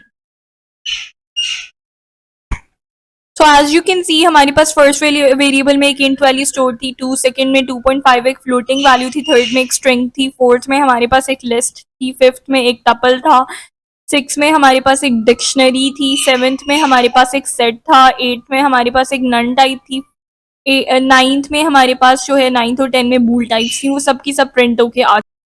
अब हम लोग बात करते हैं कीवर्ड्स की। जैसा कि मैंने पहले कहा कि नन और ट्रू और फॉल्स जो है वो एक कीवर्ड है। कीवर्ड बेसिकली जो है हमारे पास रिजर्व वर्ड्स होते हैं, ठीक है। और ये जैसे लिखे जाते हैं, मतलब अगर इसमें टी कैपिटल है ना तो टी कैपिटल ही रहना चाहिए। अगर स्मॉल करेंगे तो कंपाइलर जो है हमारे पास कोलैब जो है वो एरर देना शुरू कर देगा। इसी तरह हमारे पास एक कीवर्ड होता है फॉल्स। फिर एक कीवर्ड जो है, अगर हम लोगों ने सी प्लस प्लस पढ़ी है तो उसमें हम लोग एक कीवर्ड यूज करते हैं रिटर्न का। तो ऐसा कीवर्ड जो है वो हमारे पास पाइथन में भी यूज होता है। और बेसिकली ये भी, अगर हम इसकी मतलब ये रिजर्व वर्ड्स हैं, अगर हम इनको स्मॉल या कैपिटल करेंगे अपनी मर्जी से तो ये कंपाइलर जो है वो एरर देगा। तो लेट्स सी हमारे पास कौन कौन से कीवर्ड्स हैं। फर्स्टली ये रिजर्व वर्ड्स हैं पाइथन में, ठीक है। और हम किसी आइडेंटिफायर को किसी वेरिएबल के नेम में none, true, false, return keywords को नहीं लिख सकते, ठीक है। फॉर एग्जाम्पल मैं यहाँ पर लिखूंगी रिटर्न, लेट मी से कि मैं यहाँ पर लिखती हूँ return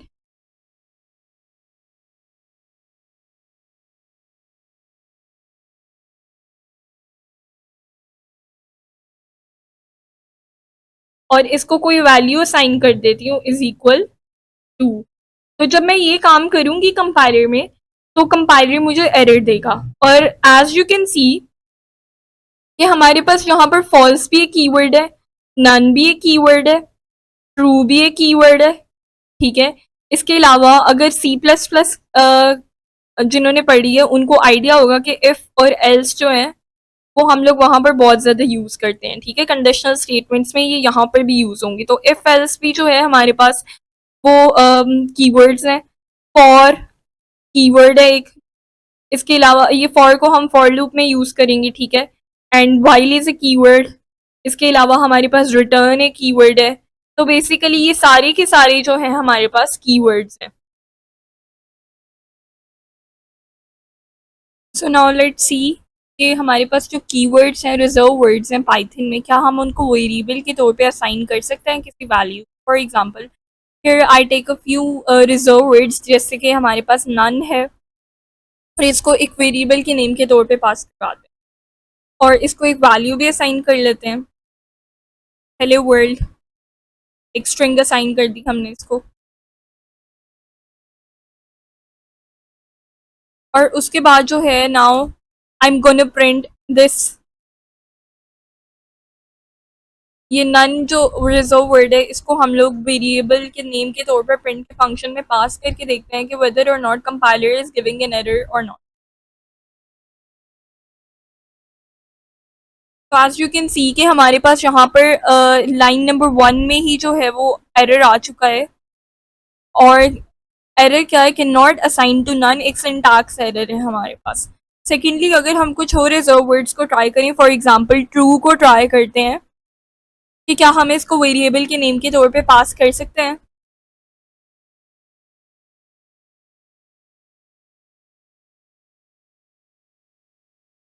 so as you can see हमारे पास जितने भी की वर्ड्स हैं, रिजर्व वर्ड्स हैं, हम उनको वेरिएबल के नेम के तौर पर पास नहीं कर सकते। अगर आप यहाँ पर फॉल्स भी लिखेंगे और उसे वेरिएबल के नेम के तौर पर पास कराएंगे तो तब भी कंपाइलर जो है वो एरर देगा।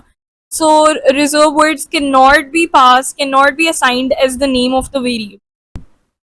सो now I am gonna talk about our second program which is print a sum. हमने एक दो वैल्यूज का बेसिकली सम जो है प्रिंट कराना है। सबसे पहले उन दोनों वैल्यूज को हम लोग जो है वो वेरिएबल में स्टोर कराएंगे और फिर उस वेरिएबल को उन दोनों वेरिएबल्स के ऊपर हम लोग प्लस का ऑपरेटर लगा के तो क्या नाम है उनको एक और वेरिएबल में स्टोर करा के तो उसका सम प्रिंट करेंगे। For example here I take a variable A is equal 12 और दूसरा वेरिएबल मैं लेती हूँ बी इज इक्वल 13 और हम लोग एक सम का वेरिएबल बना लेते हैं जिसमें हम दोनों वेरिएबल्स ए और प्लस बी पास करा देते हैं। बेसिकली हमारे पास यहाँ पर प्लस का ऑपरेटर यूज हो रहा है फॉर एडिशन और ए और बी जो हमारे पास पहले हमने वेरिएबल्स लिए हैं जिनमें हम लोगों ने वैल्यूज को स्टोर कराया है। यहाँ पर ए और बी के अंदर जो वैल्यू स्टोर होंगी बेसिकली उनका एडिशन परफॉर्म होगा। और अब जो थर्ड वेरिएबल है जिसमें हमने सम की वैल्यू, जो सम का वेरिएबल है जिसमें हम लोगों ने एडिशन करके इन दोनों वेरिएबल्स को उनकी वैल्यू स्टोर करानी है उसको प्रिंट कर लेते हैं। तो हमारे पास यहाँ पर जो आंसर आएगा वो बेसिकली आएगा 25। एज यू कैन सी कि हमारे पास 12 और 13 का जो सम है वो 25 आया है। इसके अलावा हम लोग यहाँ पर माइनस भी कर सकते हैं।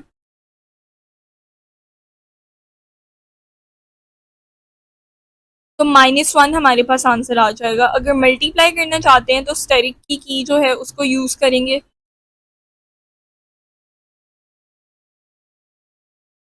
On to the types of operators, हमारे पास ऑपरेटर्स जो हैं वो 4 टाइप्स के होते हैं बेसिकली। नंबर 1 पे हमारे पास अरिथमेटिक ऑपरेटर होता है। अरिथमेटिक ऑपरेटर में ये जो प्लस का साइन है बेसिकली ये एडिशन परफॉर्म करेगा, माइनस का साइन हमारे पास जो है वो सब्ट्रैक्शन परफॉर्म करेगा, और ये जो फॉरवर्ड स्लैश आपको दिख रही है, एक हमारे पास बैकवर्ड स्लैश होती है इस तरह की, ये बैकवर्ड स्लैश है, ठीक है। हम लोगों ने फॉरवर्ड स्लैश लेनी है, फॉरवर्ड स्लैश तो दिख रही है basically it will perform division, ठीक है। और हमारे पास ये जो दो अस्टेरिक हैं, ये बेसिकली एक्सपोनेंट को डिनोट करने के लिए हम लोग एस्टेरिक्स को लेते हैं। जैसे हमारे पास सी प्लस प्लस में, अगर आप लोगों ने देखा हो तो सी प्लस प्लस में हम लोग सी मैथ की जो है वो लाइब्रेरी यूज करते हैं, और फिर वहां से हम एक फंक्शन इंपोर्ट करते हैं पावर का, POW, ठीक है। उसमें हम लोग जो है वो अपनी, अगर 2 की पावर हमने 3 लेनी है तो हम लोग बेसिकली ऐसे करते हैं कि 2 और 3 को ले लेते हैं, ठीक है। जो पहले हमने जिस नंबर की पावर लेनी है उस नंबर को पहले लिखेंगे, और जिस नंबर और जो पावर में एक्सपोनेंट में लेनी है उस वैल्यू के बाद में लिखेंगे, ठीक है। तो इस तरह से हम लोग सी प्लस प्लस में जो है वो किसी भी एक्सपोनेंट को, एक्सपोनेंशियल वैल्यू को कैलकुलेट करते हैं। लेकिन हमारे पास यहाँ पर पाइथन में एक स्पेशल ऑपरेटर है जिसमें हम दो स्टैरिक लेके जो है वो, फॉर एग्जांपल एक हमारे पास, अगर हमने इसी का जो है वो बनाना है, 2 की पावर 3 लेनी है तो हम 2 और दो स्टैरिक लेंगे, ठीक है। और उस आगे जो 3 हमारा एक्सपोनेंट है वो ले लेंगे। उसके बाद हमारे पास एक जो है वो ऑपरेटर होता है जिसको हम परसेंटेज के साइन से डिनोट करते हैं, that is basically remainder. Remainder जो है हमें, फॉर एग्जांपल अगर हम लोग 2 और 3 को जो है वो डिवाइड करके आपस में उनका रिमाइंडर लेना चाहते हैं, फॉर एग्जांपल मैं कहती हूँ कि 3 डिवाइडेड बाय 2, ठीक है। इसका रिमाइंडर फाइंड करें तो इसका रिमाइंडर 1 होगा, ठीक है। तो जो हमारे पास 1 वैल्यू आएगी बेसिकली वो हमारे पास परसेंटेज का साइन जो है वो हमारे पास रिमाइंडर होगा, ठीक है। और वही वैल्यू हमें परसेंटेज का साइन यूज करने के बाद अगर हम 3 परसेंटेज 2 लिखते हैं तो हमारे पास वैल्यू जो आएगी वो 1 होगी, ठीक है। इसी तरह हमारे पास मल्टीप्लिकेशन करने के लिए स्टैरिक, सिंगल स्टैरिक जो है वो यूज होता है, ठीक है। फॉर एग्जांपल 2 को अगर हम 3 के साथ मल्टीप्लाई करना चाहते हैं तो 2 3 टाइम्स हमारे पास 6 होता है, तो हमारे पास जो वैल्यू आ जाएगी वो 6 होगी, ठीक है। और अगर हम लोग देखें तो ये हमारे पास सब के सब ऑपरेटर्स हैं, ठीक है। और जिन वैल्यूज पे ये लोग ऑपरेट हो रहे हैं उनको हम लोग बोलते हैं ऑपरेंड।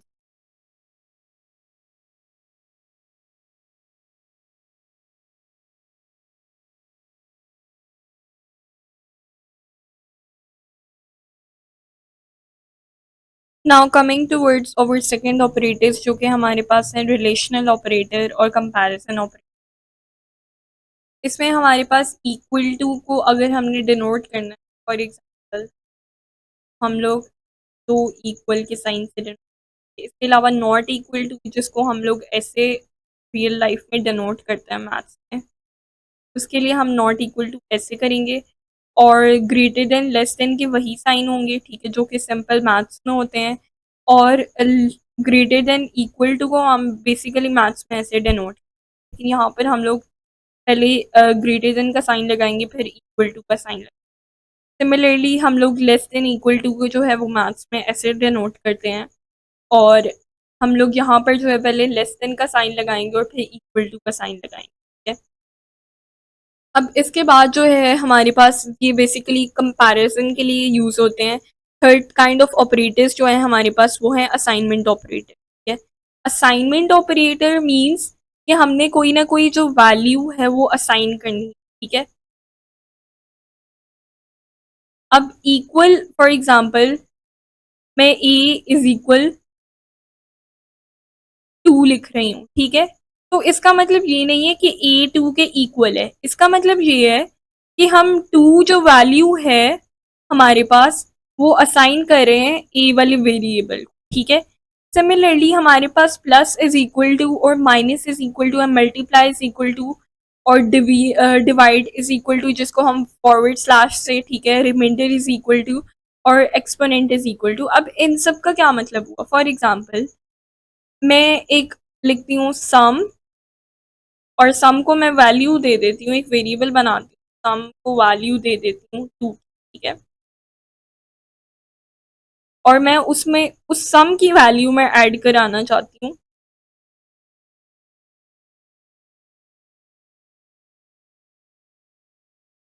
5।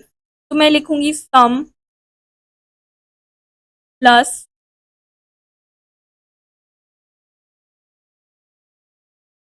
5, ठीक है। अगर मैं इसी चीज को शॉर्टकट में लिखूं, यानी सम ही की वैल्यू में मैं 2 में ही 5 ऐड कराना चाहती हूँ, तो मैं इसको ऐसे भी तो लिख सकती हूँ, सम प्लस इज इक्वल 5। सिमिलरली अगर मैं माइनस कराना चाहती हूँ 2 को 5 में से, सम की ही वैल्यू को 5 में से माइनस कराना चाहती हूँ, तो मैं लिखूंगी माइनस इज इक्वल टू, ठीक है। अगर सम की वैल्यू को मैं 5 के साथ मल्टीप्लाई कराना चाहती हूँ, तो इसका आंसर होता है 10, ठीक है। तो मैं लिखूंगी सम इज इक्वल टू, इतनी लंबी स्टेटमेंट लिखने के बजाय मैं लिखूंगी sum is equal, sum multiply by 5 लिखने के बजाय मैं लिखूंगी सम मल्टीप्लाई इस टाइप का साइन इज इक्वल 5, ठीक है। सिमिलरली डिवीजन के लिए हमारे पास रिमाइंडर के लिए और एक्सपेंड के लिए, पावर के लिए भी ऐसे ही होगा। जो 4 टाइप ऑफ हमारे पास ऑपरेटर होते हैं वो होते हैं नॉट, एंड और जिसको जो है ये लॉजिकल ऑपरेटर्स हैं, और इनको हम लोग कोलैब में ज़्यादा बेटर तरीके से अंडरस्टैंड कर सकते हैं। So let's go towards the Colab. Towards our operators, हमारे पास ऑपरेटर्स की जो है 4 टाइप्स हैं। अरिथमेटिक ऑपरेटर नंबर 1, नंबर 2 पे हमारे पास रिलेशनल और कंपैरिजन ऑपरेटर है, नंबर 3 पे हमारे पास असाइनमेंट ऑपरेटर है, और नंबर 4 पे लॉजिकल ऑपरेटर नॉट एंड और है। सो फर्स्टली हम लोग अरिथमेटिक ऑपरेटर्स को डिफरेंट ऑपरेंड्स पे ऑपरेट करके देखते हैं। हमारे पास जो बेसिक ऑपरेटर्स हैं वो प्लस, माइनस, डिवीजन का ऑपरेटर है जिसको हमने फॉरवर्ड स्लैश से डिनोट किया है। इसके अलावा मल्टीप्लिकेशन का ऑपरेटर है, रिमाइंडर का ऑपरेटर है, और हमारे पास एक एक्सपोनेंट का ऑपरेटर होता है जिसको हम लोग डबल स्टैरिक से डिनोट करते हैं। सो फॉर सम यहाँ पर मैंने 2 वैल्यूज ले लिए हैं, A is equal to, B is equal 20, और अगर हम लोग इसका सम प्रिंट कराना चाहते हैं तो हम प्रिंट के फंक्शन में भी इसको डायरेक्टली जो है वो प्लस का ऑपरेटर लगा के तो पास कर सकते हैं अपनी वेरिएबल्स को, जैसे यहाँ पर किए। इसके अलावा सब्ट्रैक्शन परफॉर्म करने के लिए मैंने b माइनस एक की है, a माइनस बी भी कर सकते हैं, नो प्रॉब्लम। डिवीजन के लिए हम लोग फॉरवर्ड स्लैश का यूज़ करेंगे, मल्टीप्लिकेशन के लिए हम लोग स्टैरिक को यूज़ करेंगे, पावर डिनोट करने के लिए हम लोग डबल स्टैरिक को यूज़ करेंगे, और रिमाइंडर के लिए जो है वो हमारे पास परसेंटेज का जो साइन होता है उसको यूज़ करेंगे। बेसिकली ये यहाँ पर हमारे पास रिमाइंडर ऑपरेटर है। तो इनको प्रिंट करके देख लेते हैं। हमारे पास जो सम की वैल्यू 2 प्लस 20 रिटर्न हो रही है वो 22 है। इसके अलावा सब्ट्रैक्ट करके हमारे पास 18 रिटर्न हो रही है। अगर 20 में से हम लोग 2 माइनस करें तो 18 रिटर्न होती है। एंड सेकेंडली हमारे पास जो है वो डिवीजन परफॉर्म हो रही है।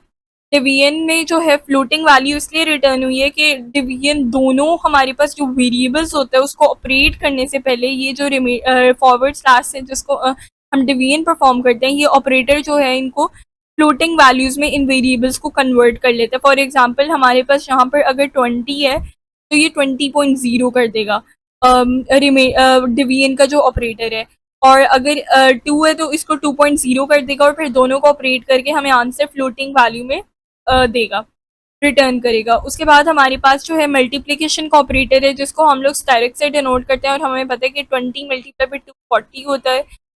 फिर हमारे पास जो है हम लोगों ने 20 ही की पावर जो है वो 2 ली है, और 20 रेज टू पावर 2 400 होता है, और 20 को अगर 2 से डिवाइड करेंगे तो हमारे पास रिमाइंडर जो है वो 0 बचता है, ठीक है। तो हमारे पास यहाँ पर 0 रिटर्न हो के आ गया। So that was all about the arithmetic operator. अब हम अपने रिलेशनल और कंपैरिजन ऑपरेटर्स को देख लेते हैं।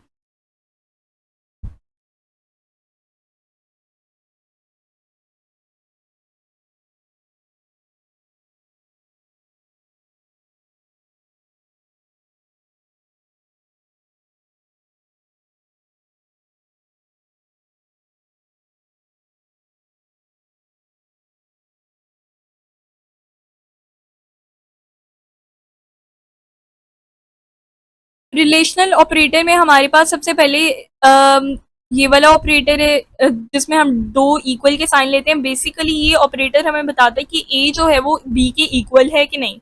तो ये जो है हमें A is equal B, as you know कि हमारे पास ए 24 है और बी जो है वो 32 है।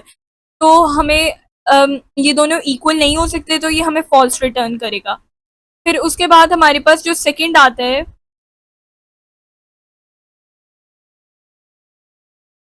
ये हमारे पास फॉल्स रिटर्न होके आ गया।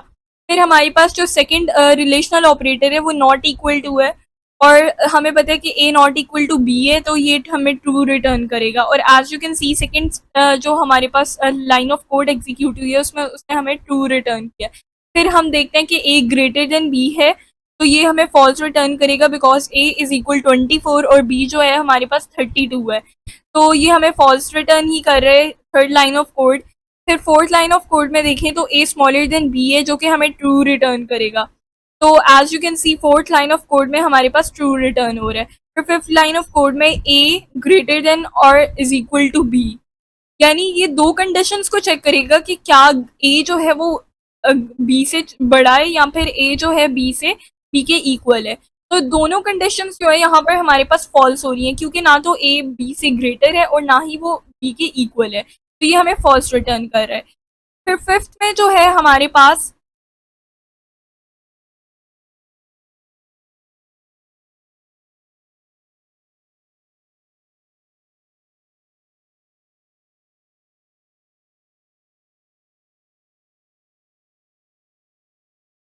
फिफ्थ में हमारे पास है ए स्मॉलर देन बी, और दूसरी कंडीशन क्या है, ए बी के इक्वल हो सकता है। अगर इनमें से एक भी कंडीशन जो है वो ट्रू हो जाती है तो ये हमें ट्रू रिटर्न कर देगा, ए स्मॉलर देन और इक्वल टू बी। सो हमारे पास यहाँ पर ए इक्वल टू बी तो नहीं है, लेकिन हमारे पास ए स्मॉलर देन बी है। तो अगर इनमें से एक कंडीशन भी ट्रू है तो ये हमें ट्रू रिटर्न करेगा, as you can see here. So now coming towards our logical operators, जो कि है not and or. Logical operators में सबसे पहले हम नॉट ऑपरेटर्स को डिस्कस कर लेते हैं। नॉट ऑपरेटर्स बेसिकली अगर हम लोग किसी वैल्यू के साथ नॉट लगा रहे हैं तो इसका मतलब फॉर एग्जांपल ट्रू के साथ हम नॉट लगा रहे हैं तो वो हमें फॉल्स रिटर्न करके देगा। यहाँ पर हमारे पास जो रिटर्निंग वैल्यू होगी वो फॉल्स होगी,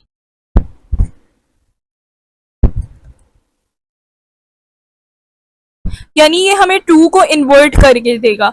और इसी तरह अगर हमारे पास फॉल्स है और उससे पहले हमने नॉट का ऑपरेटर लगाया तो वो हमें ट्रू रिटर्न करके देगा, उसकी ऑपोजिट वैल्यू जो है वो रिटर्न करके देगा, उसका ऑपोजिट कीवर्ड रिटर्न करके देगा। अब इस कोड को एग्जीक्यूट करके देख लेते हैं कि वेदर इट इज वर्किंग और नॉट। तो एज यू कैन सी कि हमारे पास फर्स्ट लाइन ऑफ कोड में फॉल्स रिटर्न होके आ गया, सेकंड लाइन ऑफ कोड में हमारे पास जो है वो ट्रू रिटर्न होके आ गया। Now coming towards our and operator, जो कि हमारे पास second type of logical operator है। एंड ऑपरेटर में अगर हमारे पास दोनों में से जो है वो दोनों वैल्यूज ट्रू होती हैं तो तभी वो हमें ट्रू रिटर्न करेगा, और अगर दोनों में से एक भी फॉल्स हो जाती है तो वो हमें फॉल्स रिटर्न कर देगा। Let's run it. As you can see कि हमारे पास डी ट्रू था और एफ पी ट्रू था, तो उसने अगर दोनों वैल्यूज ट्रू होंगी तो तब ट्रू रिटर्न करेगा। अगर दोनों में से एक भी फॉल्स हो जाती है, जैसे हमारे पास सेकेंड जो हमने वेरिएबल्स दिए उसमें एफ फॉल्स था तो उसने फॉल्स रिटर्न कर दिया। और अगर हमारे पास दोनों ही जो है वो फॉल्स हो, फॉर एग्जाम्पल हेयर डी भी जो है हम उसको फॉल्स के इक्वल सेट कर दें तो तब भी वो हमें फॉल्स रिटर्न करके देगा, as you can see here. Now coming towards our or operator basically is a kind of operator जिसमें अगर एक भी वैल्यू ट्रू हो जाती है तो हमें ट्रू रिटर्न होगा, और फॉल्स उसी कंडीशन में रिटर्न होगा जब हमारे पास दोनों वैल्यूज जो है वो फॉल्स होती है। फॉर एग्जाम्पल ये जो हमारे पास फर्स्ट कोड है जिसमें डी और एफ दोनों ट्रू के इक्वल हैं, तो वहाँ पर हमें जो रिटर्निंग वैल्यू होगी वो ट्रू होगी। इसी तरह हमारे पास जो सेकेंड कोड है जिसमें हमारे पास डी ट्रू है और एफ फॉल्स है, तो इसमें भी हमें ट्रू ही रिटर्न होगा, क्योंकि और ऑपरेटर ये कहते हैं कि अगर दोनों में से एक भी वैल्यू ट्रू होती है तो आई विल रिटर्न ट्रू, और फॉल्स सिर्फ उसी कंडीशन में रिटर्न होगा जब हमारे पास दोनों जो वैल्यूज हैं वो फॉल्स। तो let's run it. As you can see हमारे पास पहली वैल्यू ट्रू आ गई, सेकेंड वाली भी ट्रू आ गई, और थर्ड वाली जो है थर्ड कोड में फॉल्स रिटर्न होके आ गया। तो this was all about logical operators. Now coming towards the assignment operator.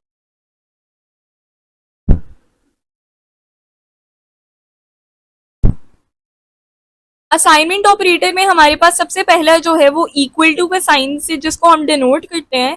Basically ये नम इक्वल टू का मतलब ये नहीं है कि नम जो है, नम का जो वेरिएबल है वो टू के इक्वल है, बट इट इज कि हम टू जो वैल्यू है हमारे पास वो हम नम को असाइन कर रहे हैं, तो इसलिए इसको हम लोग असाइनमेंट ऑपरेटर बोलते हैं। और हमने सी जो है इसको भी 4 के इक्वलेट किया। अब हमारे पास ये तो था असाइनमेंट ऑपरेटर के बारे में। अब हमारे पास एक ऑपरेटर आ जाता है plus is equal to. Basically plus is equal to जो है हमारे पास ऐसी स्टेटमेंट्स के लिए का शॉर्टकट है।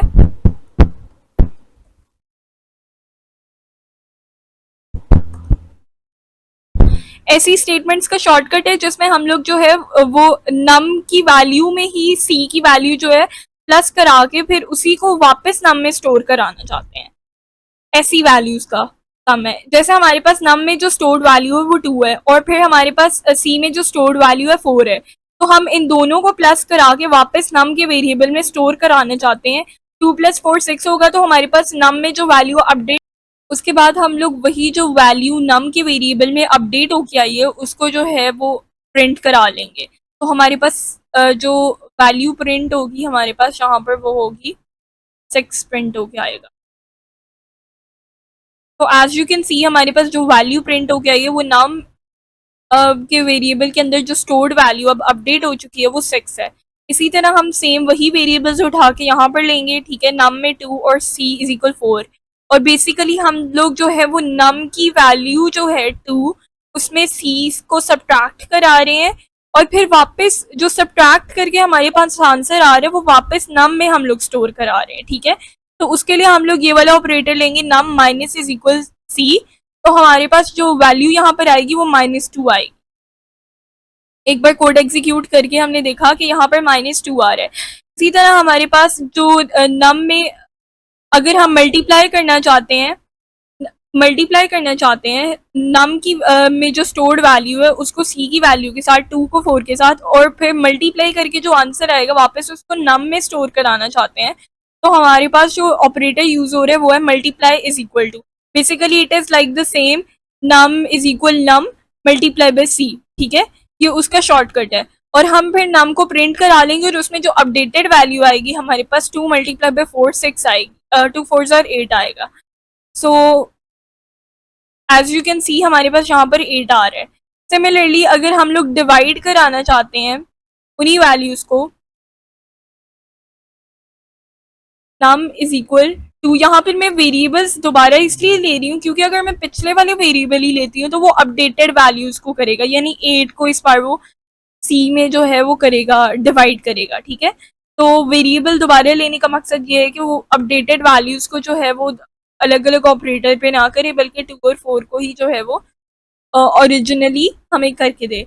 नाउ 2 डिवाइडेड बाय 4 जो होगा वो हमारे पास आएगा 1/2 और आंसर 0.5 आएगा।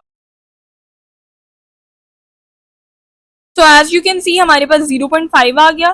फिर उसके बाद अगर हम लोग पावर असाइन करना चाहते हैं 2 को 4 की पावर जो कि 16 आंसर आएगा हमारे पास, तो उसके लिए ये वाला ऑपरेटर है, तो हमारे पास ये 16 ऑपरेटर आ जाएगा। इसी तरह हमारे पास एक रिमाइंडर का ऑपरेटर है, रिमाइंडर इज इक्वल टू, जिसमें हम लोग नम जो है, नम में जो स्टोर्ड वैल्यू है उसको 4 से डिवाइड करके जो हमारे पास रिमाइंडर आता है, बेसिकली हमारे पास यहाँ पर जो रिमाइंडर आएगा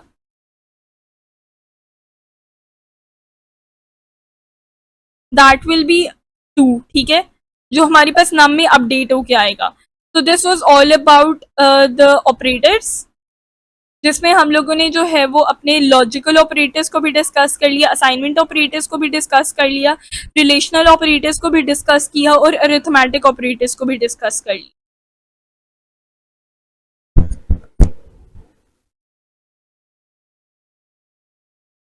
now coming towards the type conversion and type casting. Type conversion और टाइप कास्टिंग। टाइप कन्वर्जन जो है वो बेसिकली हम लोग एक डेटा टाइप को दूसरी डेटा टाइप में कन्वर्ट करते हैं, but this is done automatically by the compiler. जो हमारा कंपाइलर है वही इसको ऑटोमेटिकली कर रहा होता है, ठीक है। टाइप कन्वर्जन हम लोग मैनुअली खुद नहीं करते, कंपाइलर खुद करता है। And type casting is basically कि हम एक डेटा टाइप को दूसरी डेटा टाइप में कन्वर्ट कर रहे हैं by our self, by automatic, ठीक है। तो टाइप कन्वर्जन जो है वो पाइथन का जो हमारे पास इंटरप्रेटर होता है वो खुद ब खुद करता है, ठीक है। और टाइप कास्टिंग जो है वो मैनुअली यूजर से की जाती है। अब टाइप कन्वर्जन जो है वो पाइथन का इंटरप्रेटर कैसे करता है? फॉर एग्जांपल मैंने दो वैल्यूज ली, a इज इक्वल 2 और b इज इक्वल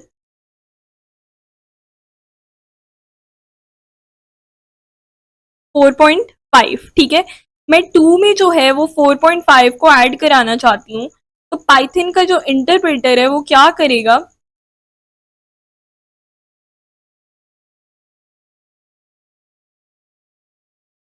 पाइथन का इंटरप्रेटर जो सुपीरियर डेटा टाइप होता है और जो हमारे पास इंफीरियर डेटा टाइप होता है उसको सुपीरियर डेटा टाइप में कन्वर्ट कर देता है। फॉर एग्जांपल हमारे पास जो फ्लोट और इंट में जो सुपीरियर डेटा टाइप है वो हमारे पास फ्लोट है, तो पाइथन का इंटरप्रेटर 2 जो इंफीरियर हमारे पास डेटा टाइप है, इंट टाइप, उसको फ्लोटिंग वैल्यू में कन्वर्ट करेगा, उसके आगे एक और जीरो लगा देगा पॉइंट लगा के, ठीक है। और ये सब कुछ ऑटोमेटिकली जो है वो सिस्टम में खुद ब खुद होगा, और फिर इन दोनों को ऐड करके जो हमारे पास आंसर आएगा वो 6.5 होगा, ठीक है। तो यहाँ पर टाइप कन्वर्जन बेसिकली जो है पाइथन का इंटरप्रेटर खुद ब खुद करेगा, ठीक है। और टाइप कास्टिंग वो हम लोग मैन्युअली करते हैं, टाइप कास्टिंग हम लोग मैन्युअली करते हैं, ठीक है। टाइप को चेंज करके हम लोग फॉर एग्जांपल किसी फ्लोटिंग वैल्यू को इंट में कन्वर्ट करना चाहते हैं तो हम लोग लिखेंगे इंट, ठीक है, और उसमें वो फ्लोटिंग वैल्यू पास कर देंगे। फॉर एग्जांपल मैं यहाँ पर 4.5 जो है उसको इंटीजर वैल्यू में कन्वर्ट करना चाहती हूँ, तो इंटीजर वैल्यू में वो जो मुझे वैल्यू देगा वो 4 होगा, ठीक है। पॉइंट्स के बाद वाली जितनी वैल्यूज होंगी वो उसको रिमूव कर देगा। लेकिन यहाँ पर अंडरस्टैंडिंग बात ये है कि अगर आप कोई स्ट्रिंग डेटा टाइप को पास करते हैं ना, ठीक है, टाइप कास्टिंग के लिए, और दूसरी वाली हमारी पास जो फॉर एग्जांपल कोई स्ट्रिंग डेटा टाइप है आप उसको फ्लोट में कन्वर्ट करना चाहते हैं, तो ऐसा नहीं हो सकता, ठीक है। हमारे पास कैरेक्टर्स जो हैं हम लोग उनको नंबर्स में कन्वर्ट नहीं कर सकते, so that's matter a lot. Now let's have a look at it in the compiler. अब टाइप कन्वर्जन और टाइप कास्टिंग की बेसिकली बात कर लेते हैं। टाइप कन्वर्जन वो कन्वर्जन है जो कि हमारा कंपाइलर खुद ही परफॉर्म करता है। अगर for example I am taking here a variable a is equal to, और मैं दूसरा वेरिएबल ले रही हूँ जिसमें मैं फ्लोटिंग वैल्यू असाइन कर रही हूँ, फॉर एग्जांपल 7.7, और फर्स्ट में जो है मैंने एक इंटीजर वैल्यू असाइन की है, तो मेरा कंपाइलर क्या करेगा कि वो ऑटोमेटिकली जो सुपीरियर वाले डेटा टाइप होगा, जो इंफीरियर वाला डेटा टाइप होगा उसको सुपीरियर में कन्वर्ट कर देगा। और मैं इनमें एडिशन परफॉर्म करना चाहती हूँ, for example sum is equal a plus B, तो यहाँ पर जब एडिशन परफॉर्म होगा तो कंपाइलर जो है वो इंफीरियर डेटा टाइप को जो कि हमारे पास इंट है उसको सुपीरियर में कन्वर्ट कर देगा, उसके आगे 0.0 लगा देगा, खुद बहुत ऑटोमेटिकली ये कंपाइलर में बैक एंड पे काम होगा, और ये हमें एक सम प्रिंट करके दे देगा जो कि है 9.7, हमारे पास जो आंसर होगा। ये था टाइप कन्वर्जन के बारे में। टाइप कन्वर्जन ऑटोमेटिकली सिस्टम हमारा खुद ही परफॉर्म करता है, और ये मतलब बैकएंड पे सारी हो रही होती है। सो टाइप कन्वर्जन, और इसमें ये भी है कि अगर हम कोई स्ट्रिंग असाइन कर रहे हैं तो ऐसा नहीं है कि वो उसकी टाइप को फ्लोट में कन्वर्ट करके तो ऐड कर देगा, ये ऐसा पॉसिबल ही नहीं है। Now coming towards type casting, तो for example I want to do a type casting. मैं एक फ्लोटिंग वैल्यू लेती हूँ, सी इज इक्वल 7.8, और मैं इसकी टाइप कास्टिंग करना चाहती हूँ। For example I want convert it in int, तो मैं लूंगी इसी वेरिएबल के अंदर इसकी टाइप कास्टिंग कर देते हैं। इंट का कीवर्ड लूंगी मैं, जो हमारे पास एंड का कीवर्ड है, और उसमें हम लोग जो है ये वैल्यू पास कर देंगे, ये वेरिएबल पास कर देंगे, और फिर मैं जब उसको प्रिंट कराऊंगी उसकी टाइप को प्रिंट कराऊंगी टाइप के फंक्शन में, तो वो मुझे इंट टाइप रिटर्न करके देगा।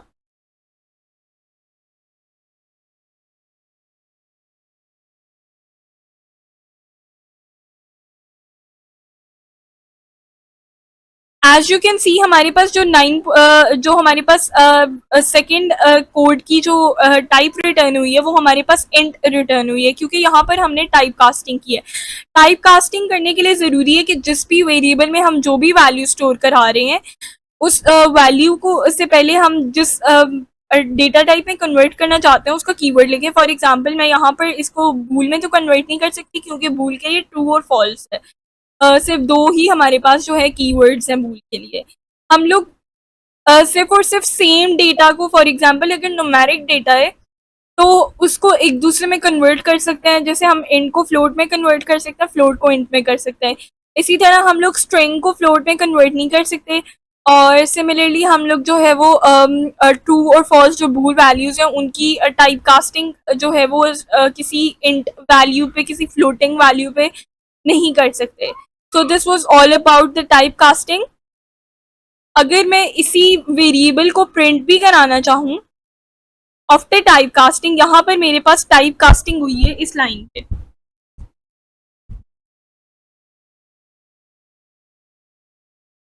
अगर मैं इस वैल्यू को जो डी के वेरिएबल में मैंने टाइप कास्ट करके स्टोर की है उसको अगर मैं प्रिंट कराना चाहती हूँ तो ये मुझे एक इंटीजर वैल्यू रिटर्न करेगा। 7.8 की जगह जो डेसिमल के बाद वाली वैल्यूज हैं उनको ये खत्म कर देगा, और एक इंटीजर वैल्यू 7 मेरे पास रिटर्न होके आएगी। इस सारे कोड को हम लोग कमेंट आउट कर देते हैं जो हमने पहले लिखा, और कमेंट आउट करने के लिए एक शॉर्टकट है कि आप कंट्रोल और फॉरवर्ड स्लैश को क्लिक करें।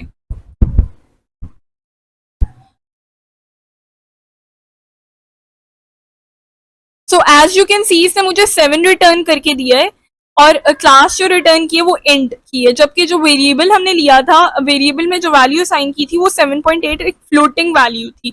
लेकिन जब हमने उसकी टाइप कास्टिंग इंट में की तो हमारे पास जो वैल्यू रिटर्न होके आई वो 7 आई, यानी इंटीजर वैल्यू रिटर्न होके आई। और जब हमने उसकी टाइप भी देखी तो तब हमारे पास floating value int value int जो है उसकी टाइप रिटर्न होके आई।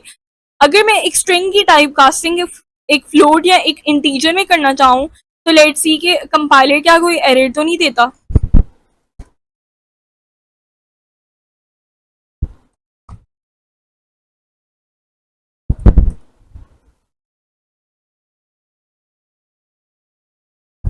अब मैं यहाँ पर मैंने सी में एक स्ट्रिंग स्टोर करा दी और मैं बेसिकली उसकी टाइप कास्टिंग इंटीजर में करना चाहती हूँ, तो क्या मुझे कंपाइलर जो है वो इंटीजर में इसकी टाइप कास्टिंग करके देगा, या फिर मेरे पास जो है वो एक एरर आ जाएगा। So for sure as you can see कि यहाँ पर एक एरर आ गया, इनवैलिड लिटरल फॉर इंट, यानी हम इंट में एक इनवैलिड डेटा नहीं स्टोर करा सकते। हम लोग अगर टाइप कास्टिंग कर सकते हैं तो सेम डेटा की कर सकते हैं। फॉर एग्जाम्पल हम लोग न्यूमेरिकल जो डेटा है हमारे पास उसकी टाइप कास्टिंग फ्लोट की इंट में कर सकते हैं, इनकी फ्लोट में कर सकते हैं, बट स्ट्रिंग की हम लोग फ्लोट में नहीं कर सकते। जो डिफरेंट कैरेक्टर्स वाला हमारे पास डेटा है उसकी हम लोग न्यूमेरिक में टाइप कास्टिंग नहीं कर सकते। This is for all the data types. मतलब अगर हम लोग बूल में भी देखें तो हम लोग एक बूल को इंट में कन्वर्ट नहीं कर सकते। So that was all from my side.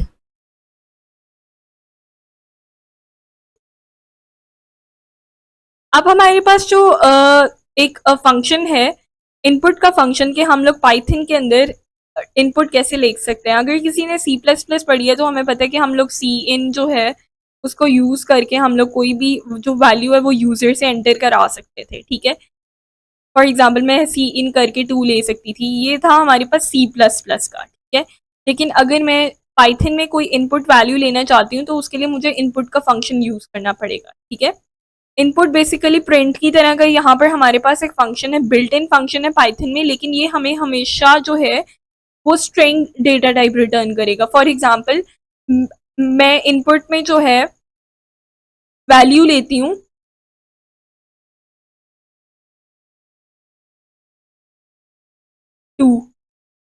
Python मुझे इसकी जो डेटा टाइप हमेशा रिटर्न करेगा, वो मेरे पास डेटा टाइप होगी स्ट्रिंग, ठीक है, str रिटर्न करेगा। So the activity of today is, आपने एक प्रोग्राम लिखना है जिसमें आप लोगों ने यूजर से लेंथ और विड्थ की वैल्यूज लेनी है। लेंथ और विड्थ के पहले वेरिएबल्स बनाने हैं, उसके बाद आपने यूजर से उनकी वैल्यूज लेनी है, ठीक है, और फिर रेक्टेंगल का जो है एरिया फाइंड करना है, ठीक है। This is the activity for today and thank you very much. If you have any queries, you can comment down below. So Allah Hafiz for today. That's all from my side.